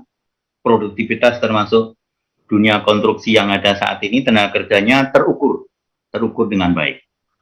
Mungkin saat ini mungkin Pak Nikodemus bisa menyampaikan ke kita bagaimana pelaku-pelaku kita nih Pak, khususnya adalah yang proyek saya lihat di tempatnya di depan tadi kan, seperti Indonesia sudah mulai besar-besar ini, seperti disampaikan pada saat sesi pertama diskusi tadi di tempatnya Pak Triwijayanto tadi sebagainya, termasuk ada Tol Sumatera, termasuk juga yang ada di infrastruktur lain, bahkan ke depan ini juga ada ibu kota baru yang harus disiapkan, termasuk preparation sumber daya, baik itu termasuk juga untuk pekerjaan jalan, jembatan, gedung, dan infrastruktur. Saya kira tantangan kita apa yang kita lakukan untuk menyambung seperti itu. Tapi prinsipnya adalah bagaimana mempersiapkan sumber daya ini, tapi dengan cepat, quickly, dan already mudah. Gitu Pak Nikodemus. Mas ini pertanyaannya tuh pendek, tapi jawabannya mikir. Yang pertama adalah pelaku jasa konstruksi dibagi dua ya. Satu adalah badan usaha, satunya adalah tenaga kerja konstruksi. Kita bagi dulu nih, biar enak kita mikirnya nih. Ya. Bagaimana dengan badan usaha jasa konstruksi? Ini menarik sekali. Banyak hal yang kadang-kadang saya tidak habis mengerti. Bagaimana mungkin kontraktor dari luar daerah bisa menawar lebih murah daripada saya tidak bisa mengerti apa yang terjadi ya. Itu juga menjadi catatan kami, sama juga dengan sedikit nyinggung yang ini tadi, bahwa bagaimana mungkin produk lokal kita lebih mahal daripada produk impor. Nah, kan itu dia, saling terkait ya. Nah, ini kami tengarai dari badan usaha dulu bahwa kemungkinan besar, atau mudah-mudahan penelitian saya juga tidak benar, itu banyak sekali orang yang hanya ingin mendapatkan pekerjaan kemudian tidak mengerjakannya, tapi memberikan kepada orang lain. Nah, bagaimana cara kita buat kita bisa nata dari badan usaha ini ya? Dengan cara tadi, kita harus dia punya alat, jadi dia serius, saya dapat, saya kerjakan. Itu poin pertama mungkin yang kita harus sama-sama siapkan. Jadi si badan usaha ini harus mempunyai kompetensi, mempunyai alat, mempunyai orang, juga mempunyai yang kami sebut sebagai SMM, sistem menyambut, dan juga satu lagi yang menarik adalah punya SMAP, sistem manajemen anti penyuapan. Itu terkait badan usaha jasa konstruksi. Termasuk pada tenaga kerja konstruksi ini juga sangat menarik. Karena saat ini di lapangan sudah begitu banyak tenaga kerja konstruksi yang ada, tetapi ternyata kami itu pun tidak bisa memenuhi ternyata. Masih kurang daripada yang dibutuhkan. Apa yang terjadi? Karena ternyata bahwa tenaga kerja itu sering bekerja, mereka double 1, 2, 3, bahkan sampai 4, 5 pekerjaan sekaligus. Itu artinya kurang sebenarnya. Tetapi regulasi dulu memang membolehkan.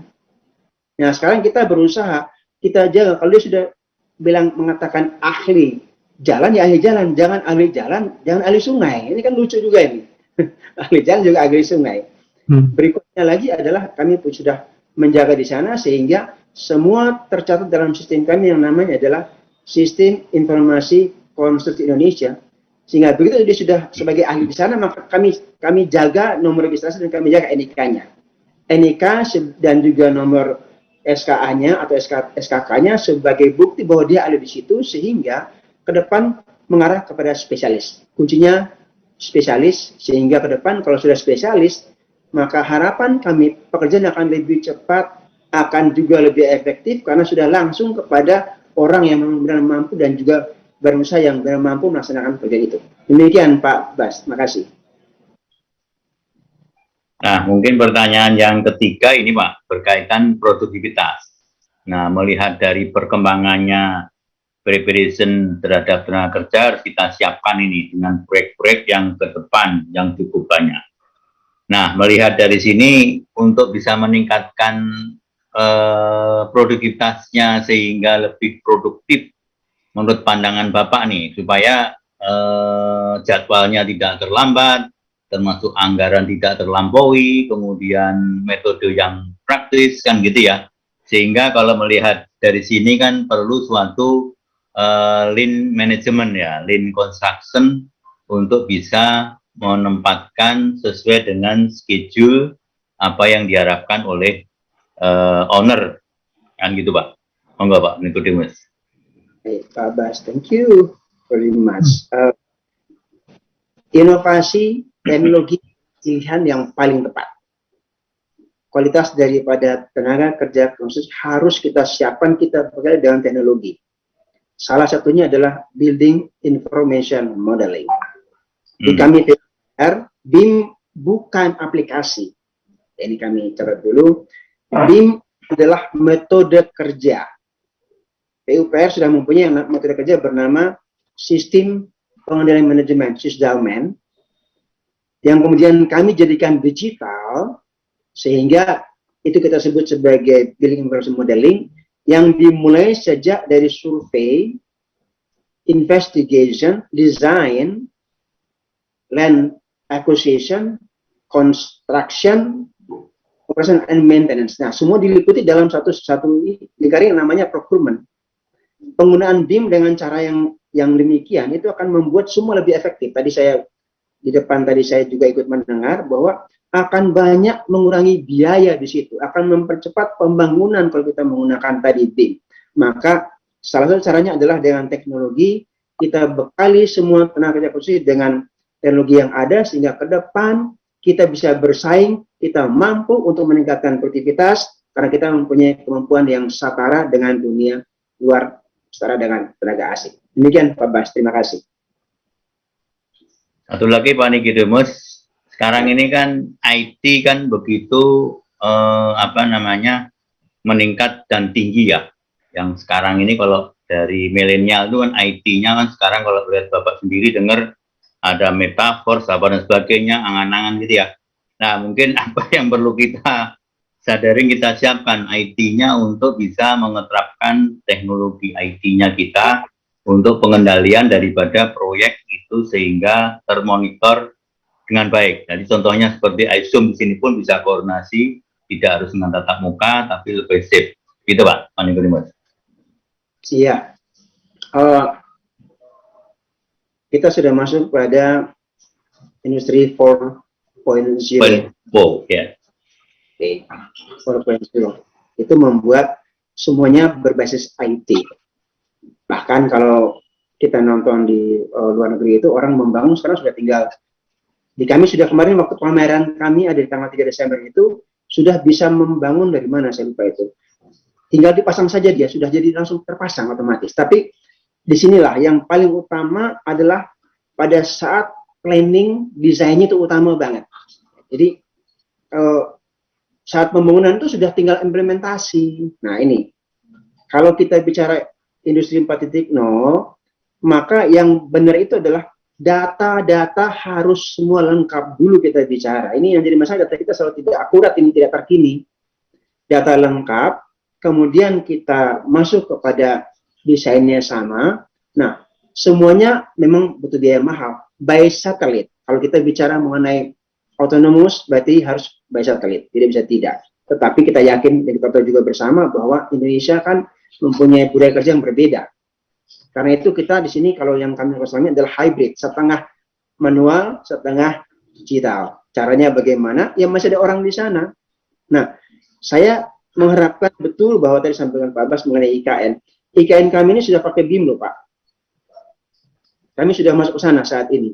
Jadi Nanti mungkin kalau kita bicara mengenai bagaimana kita bisa membangun semua bisa pengawasan dengan baik, ada contoh yang paling baik nanti saat kita bangun IKN, dari kita sudah buat desainnya, kita survei dulu, kita desain, nanti pas bangun pakai BIM juga, sehingga itu menjadi contoh bagi kita bersama bagaimana membangun dengan satu pola-pola yang baru, sehingga itu mungkin kita karena kerja berusaha kita bisa cepat adaptasi dan bisa membangun dengan lebih baik, lebih tinggi tingkat produktivitas. Demikian Pak Bas, terima kasih.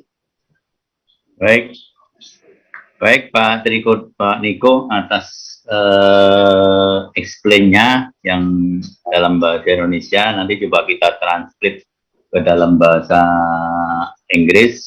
Tapi mohon tetap Pak Niko bisa mengikuti untuk sesi ini sampai berakhir. Siap. Nanti sebelumnya barangkali ada dari para peserta question chat, nanti coba kita siapkan. Baik, mungkin pertanyaan yang kedua adalah ke Pak Budi Utomo dulu. Oke, siap. Mr. Budi Utomo. Ya, siap. You already?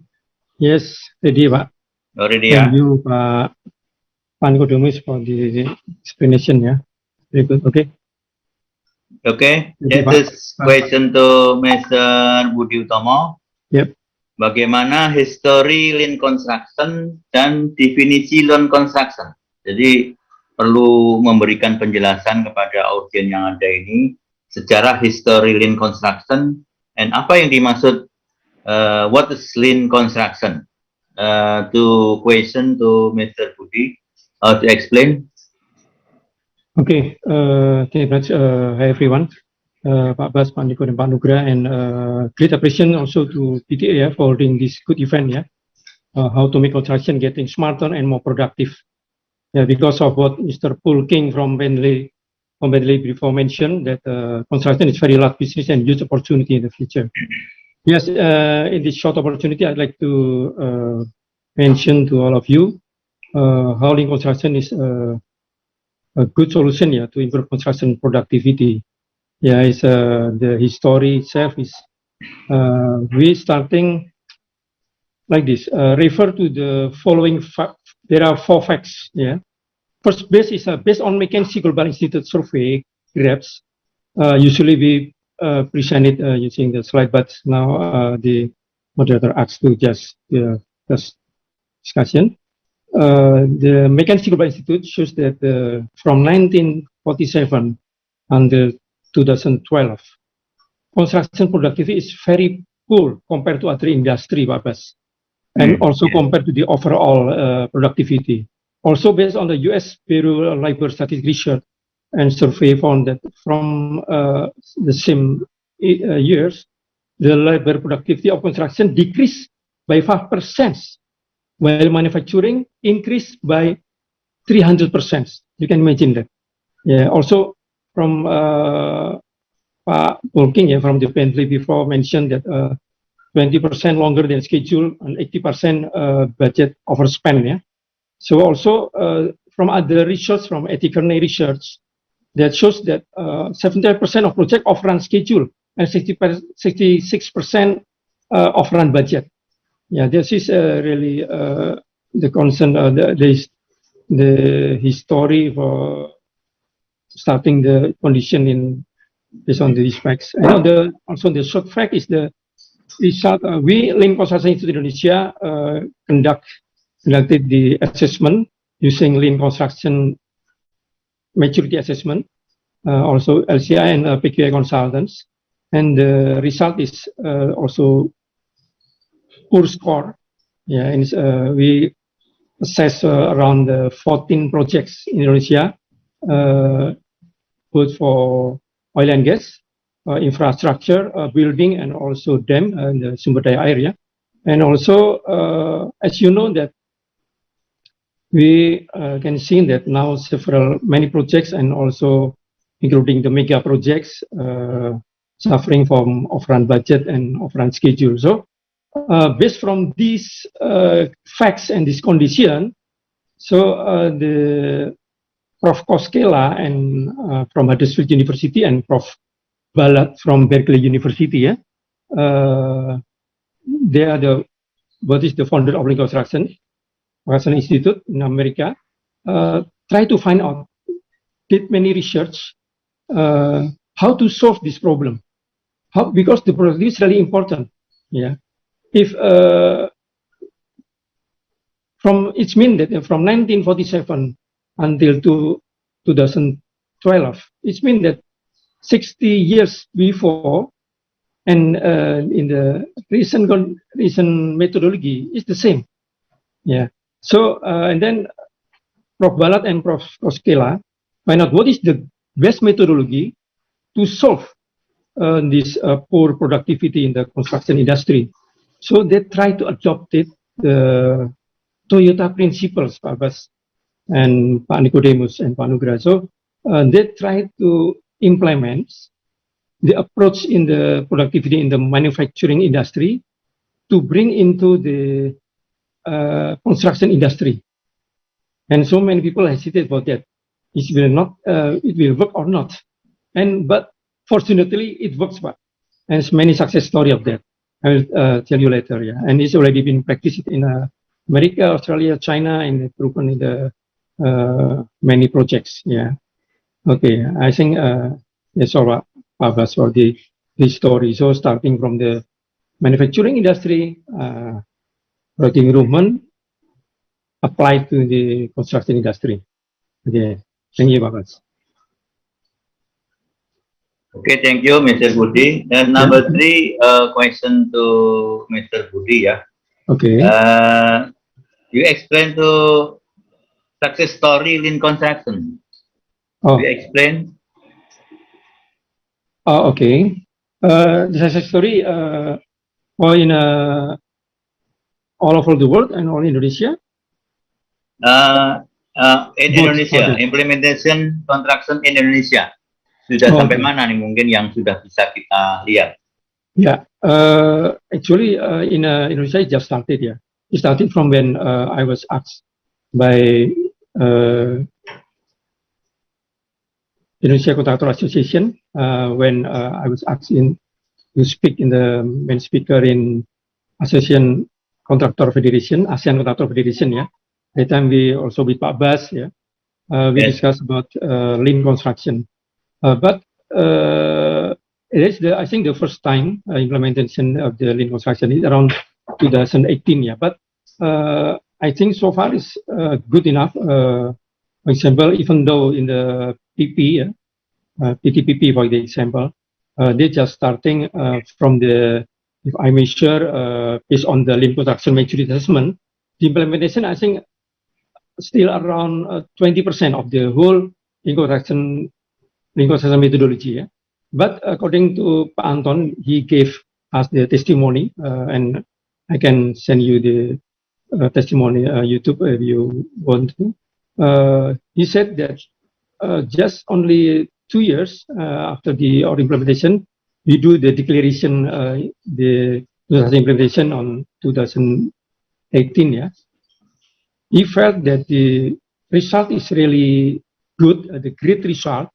And got appreciation also from the ministry and president that their project is getting really good. Yeah, I think it's also good. But even though the implementation is still around 20%, you can imagine if we together with Pak Nicodemus and Pak Yuda and Pak Tri and LPGK, Pak Taufik, yeah, together, and also Aki together, we can synergize to implement the good solution.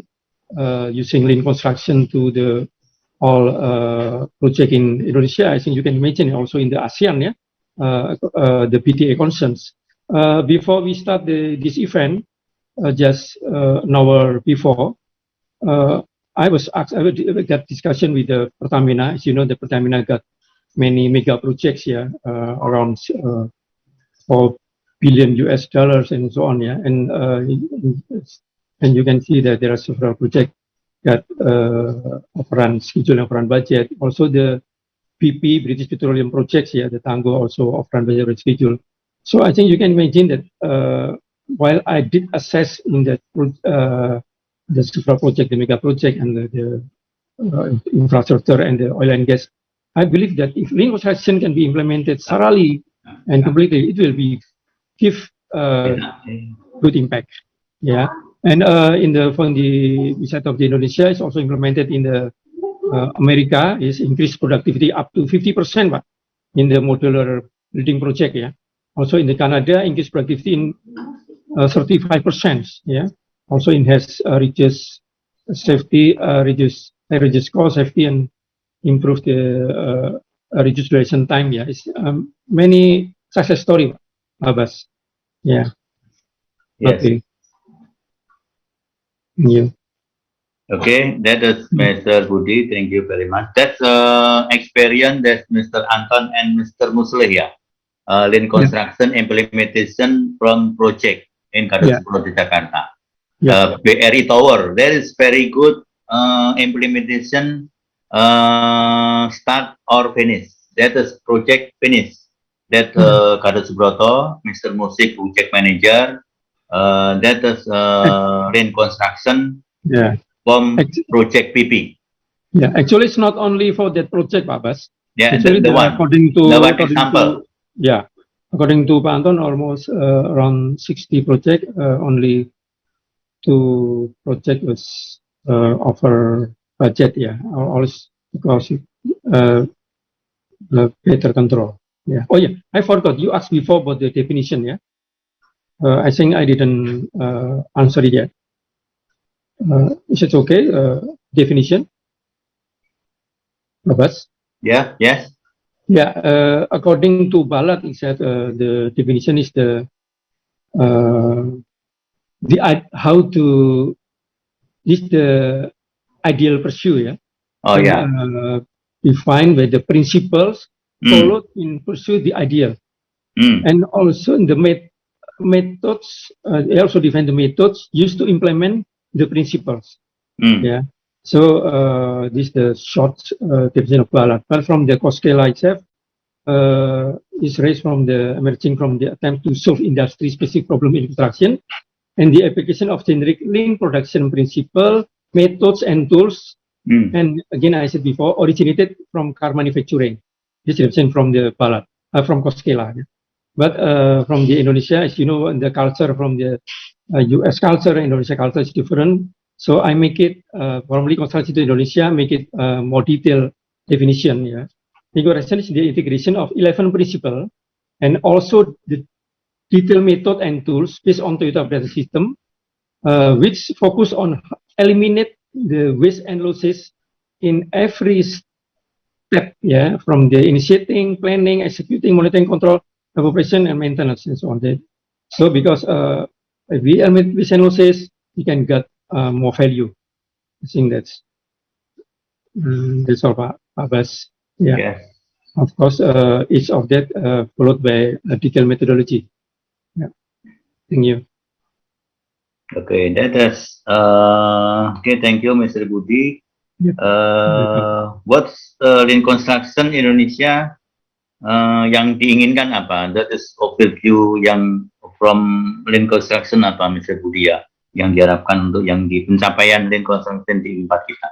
Yeah, I think Pak Bas, as I said to you, I think here we Pak Nicodemus is I think is as we know that lean construction before in the previous webinar we also discussed.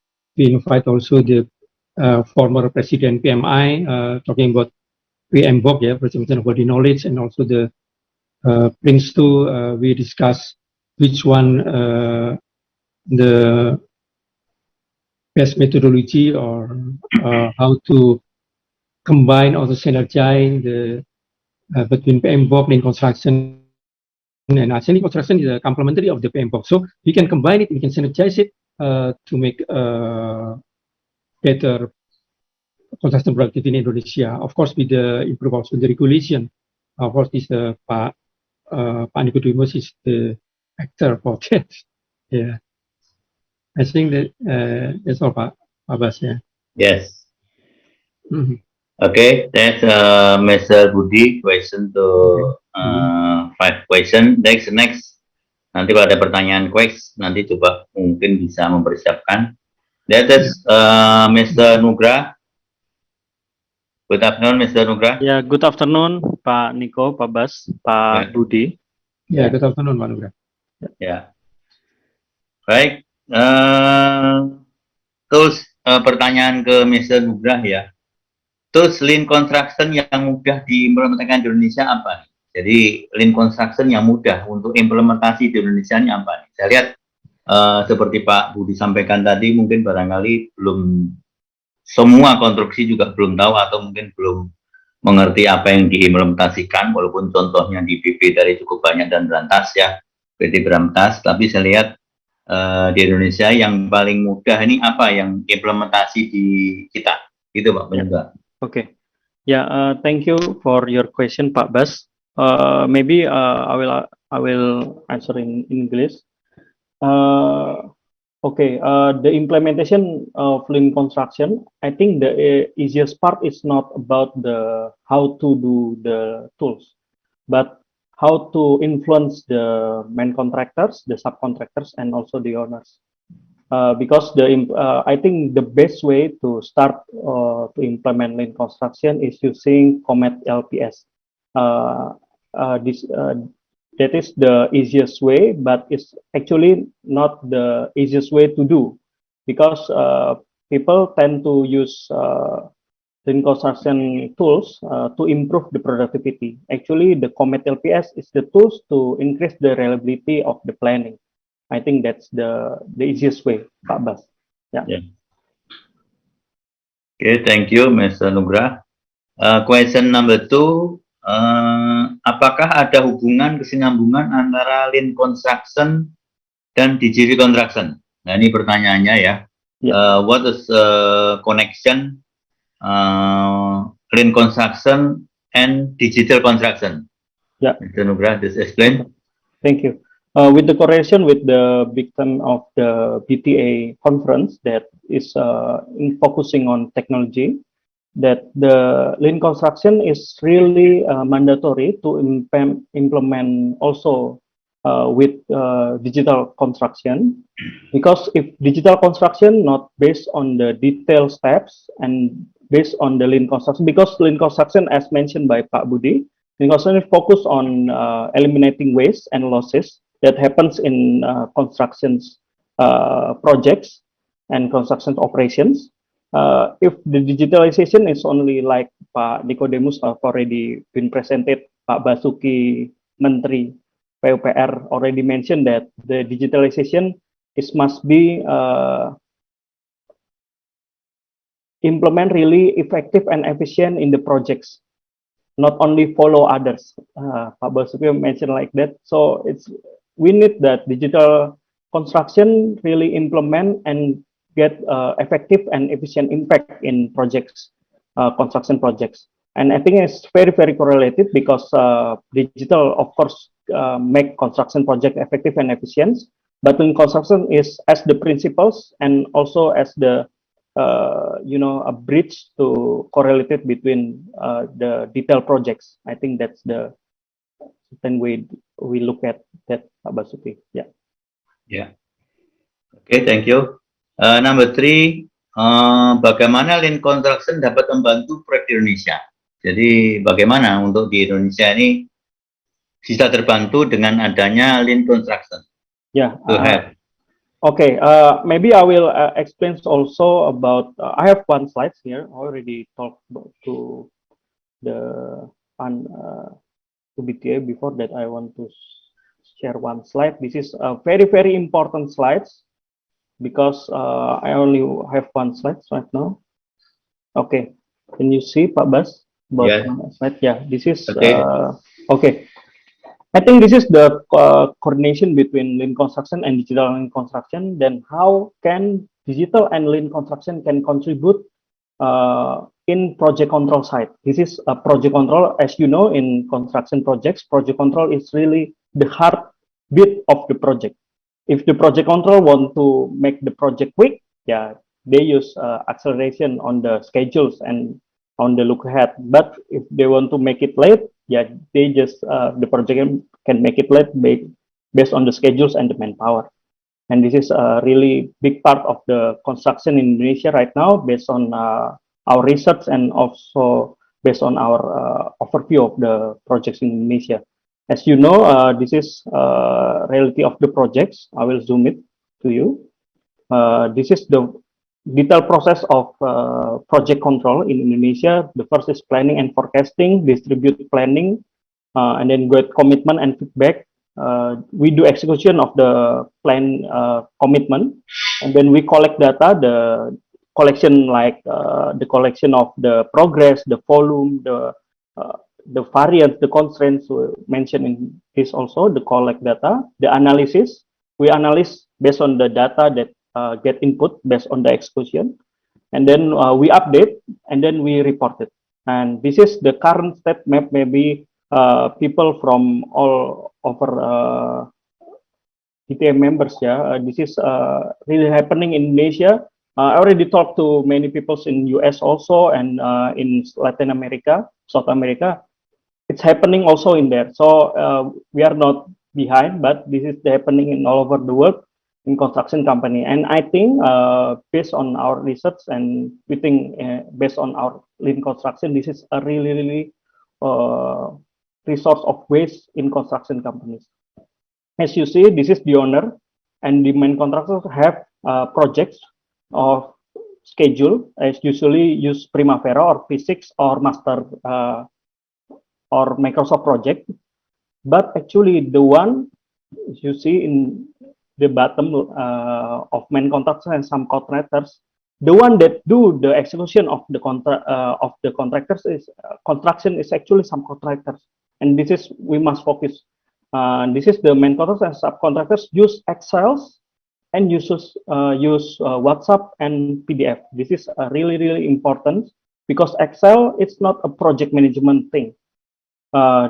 Not a project management program, because there is no predecessors and successors. If you do agile projects, you can do Excel, because there is no the successor is not really correlated between its tasks.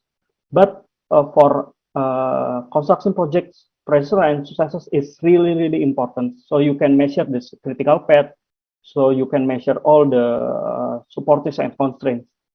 And as you can see at the bottom is many projects. I think the one that we have already overview, almost 100 projects now in Indonesia using Excel and WhatsApps like this.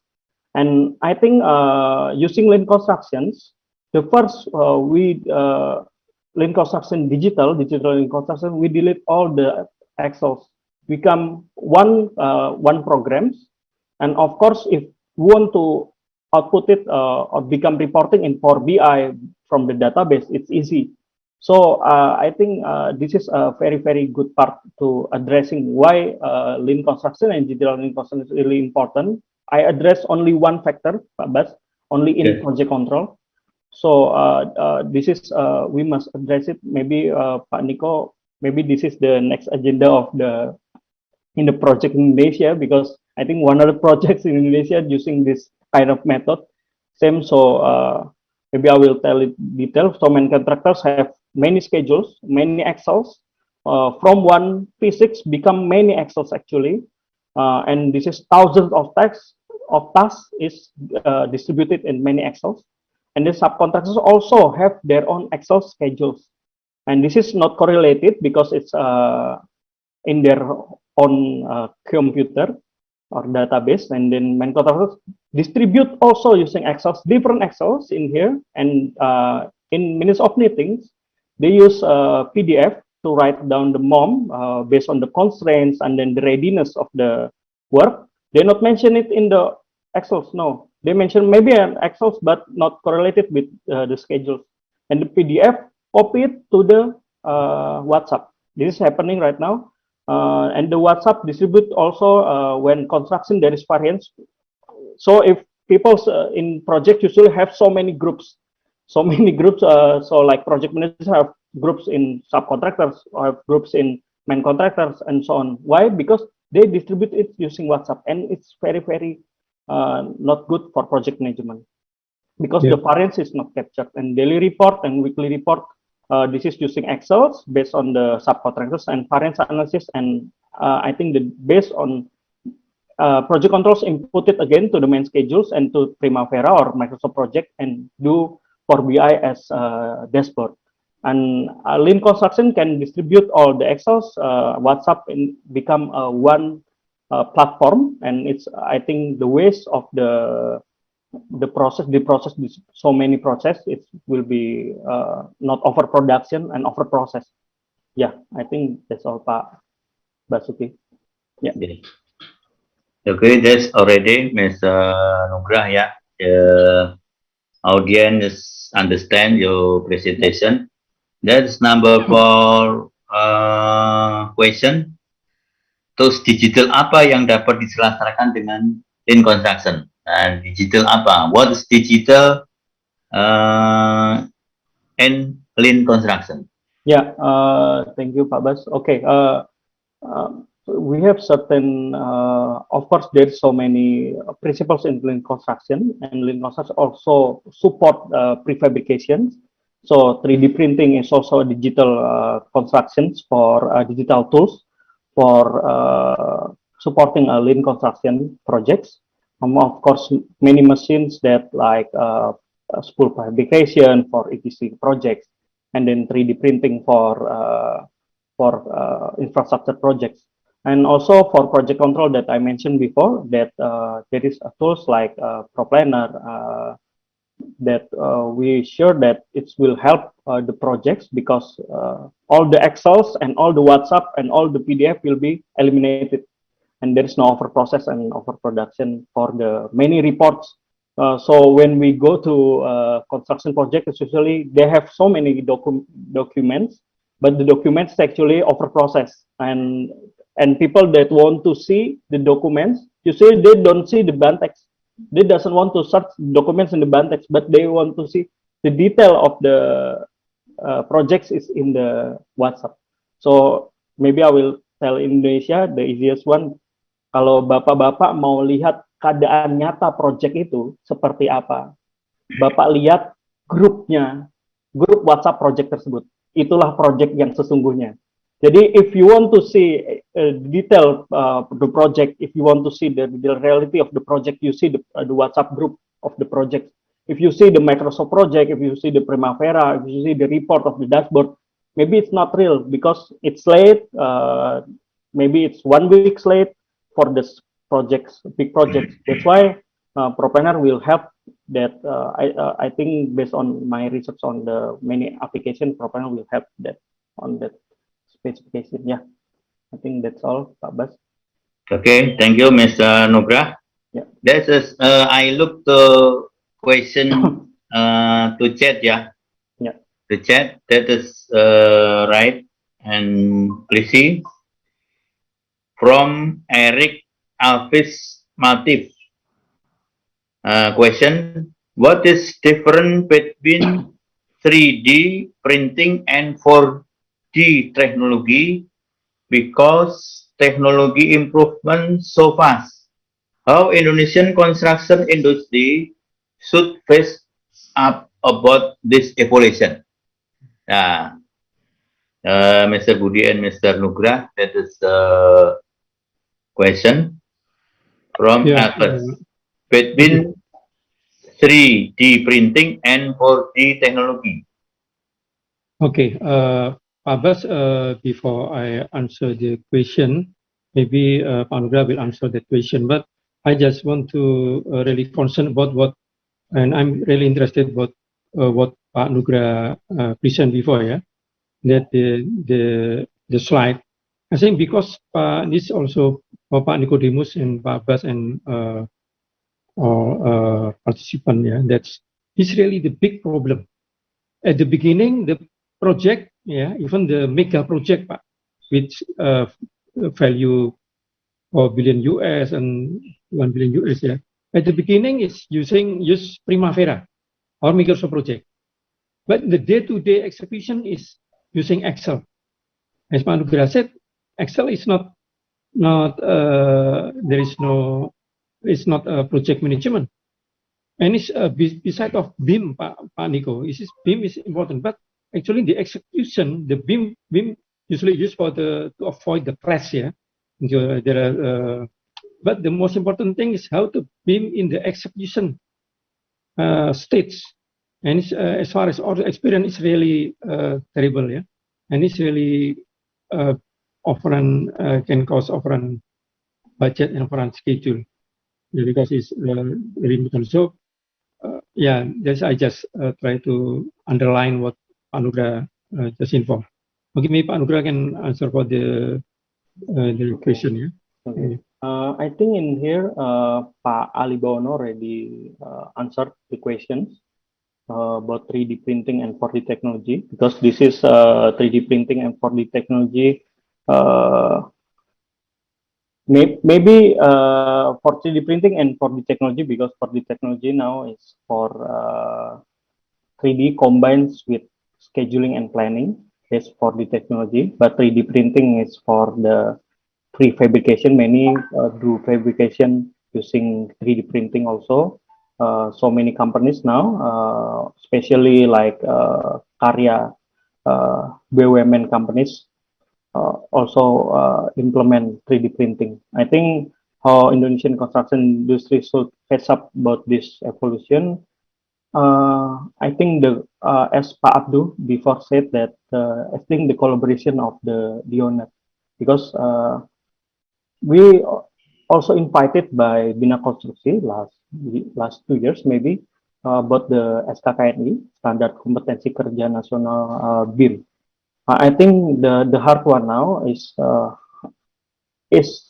really the constructions company really can do the BIM based on the requirement, and the second is really the BIM like many companies now introduce not only 4D modeling but also 5D, 7D until 9D, and I think 9D, 8D it's really good modeling for Indonesia right now, but actually 9D modeling and 8D modeling is actually for the owner.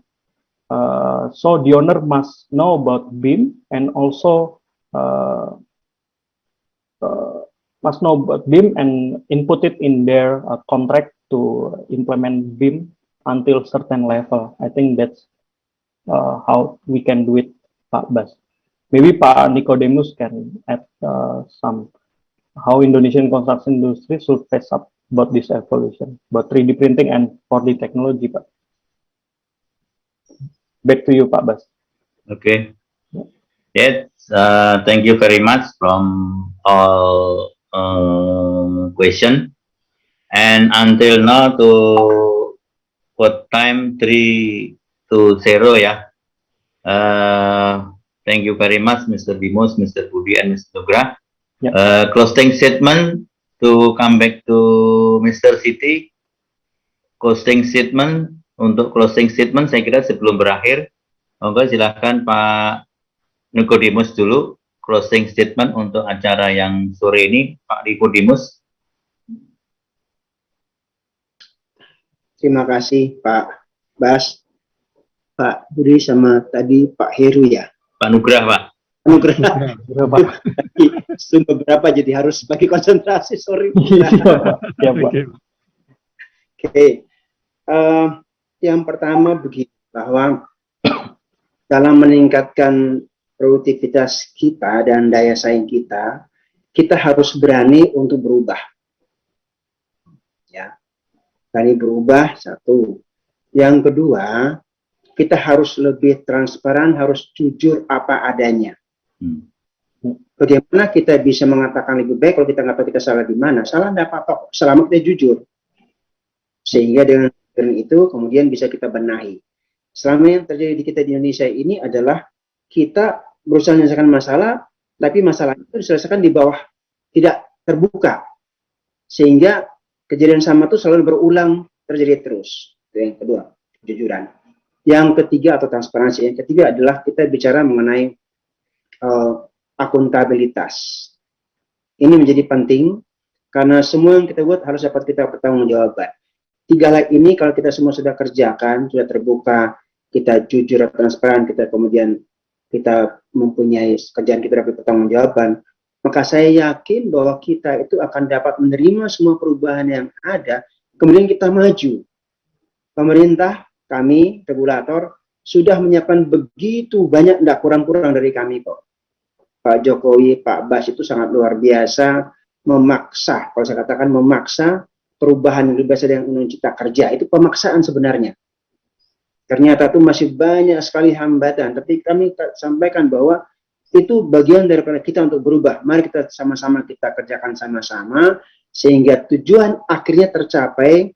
Ke depan kita bisa meningkatkan produktivitas, kita bisa meningkatkan daya saing, sehingga kita bisa maju dan bisa meloncat untuk mengejar ketertinggalan kita. Demikian Pak Bas, terima kasih.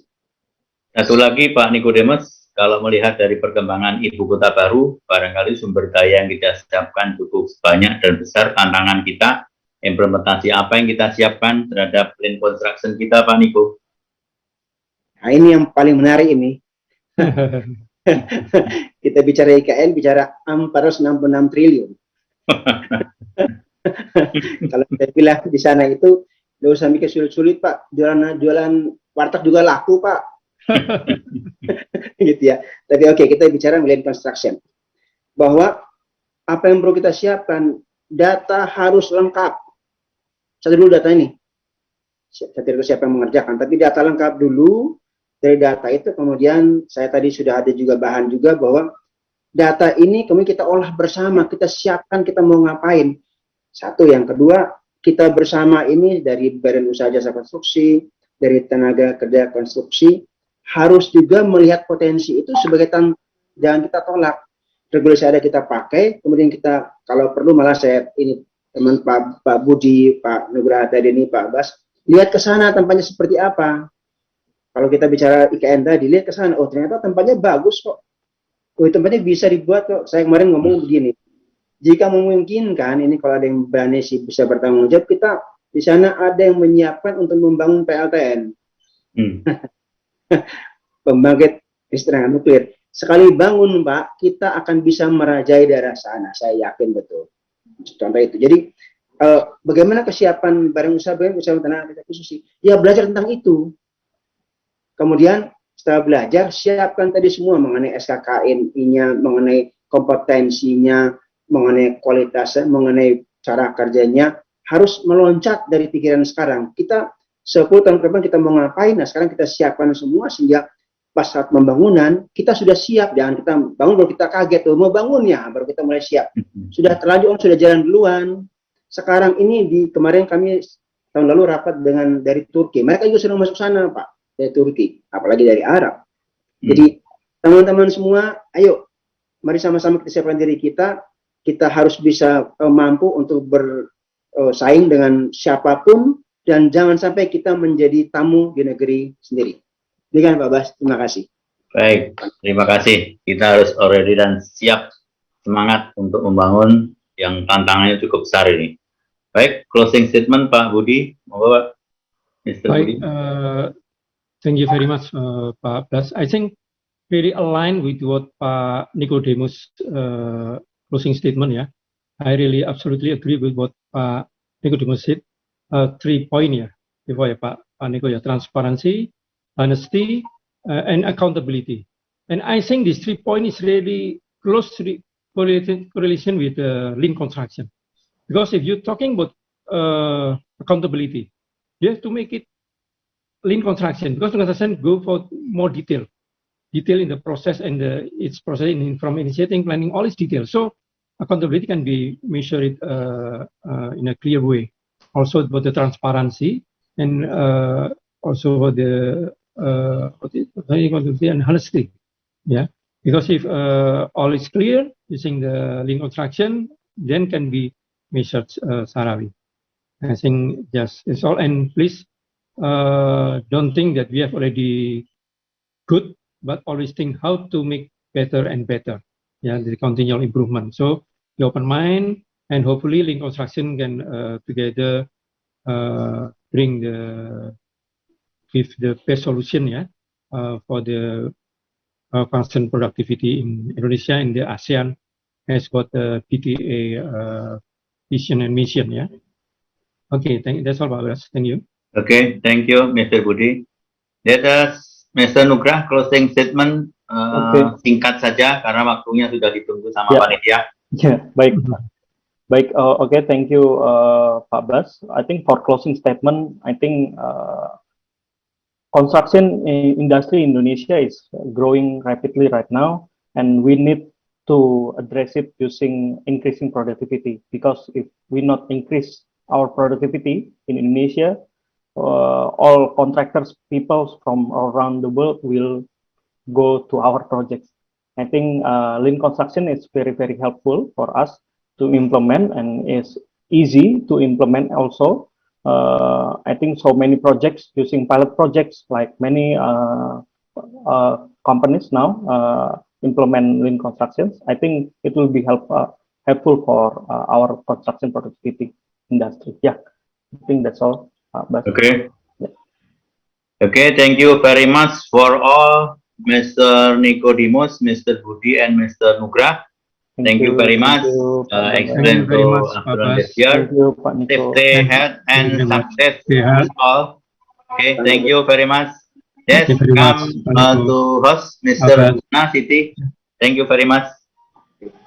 Yeah, thank you. Big thank you to Pak Basuki and fellow panelists for the wonderful conversation. Now, before we end the session, we would appreciate your response on the feedback poll, which will be popping up on your screen right now. For all questions that went unanswered, please do let us know, and we shall post them to the responsible speakers accordingly for their own individual replies via email. And with that, we conclude the first Buildtech Asia Roadshow Indonesia. We hope today's session has been thought-provoking and meaningful. If you want to know how you can learn and gain more insights, join us at the Buildtech Asia this March 2022. Thank you and have a great evening. Bye-bye. Bye bye.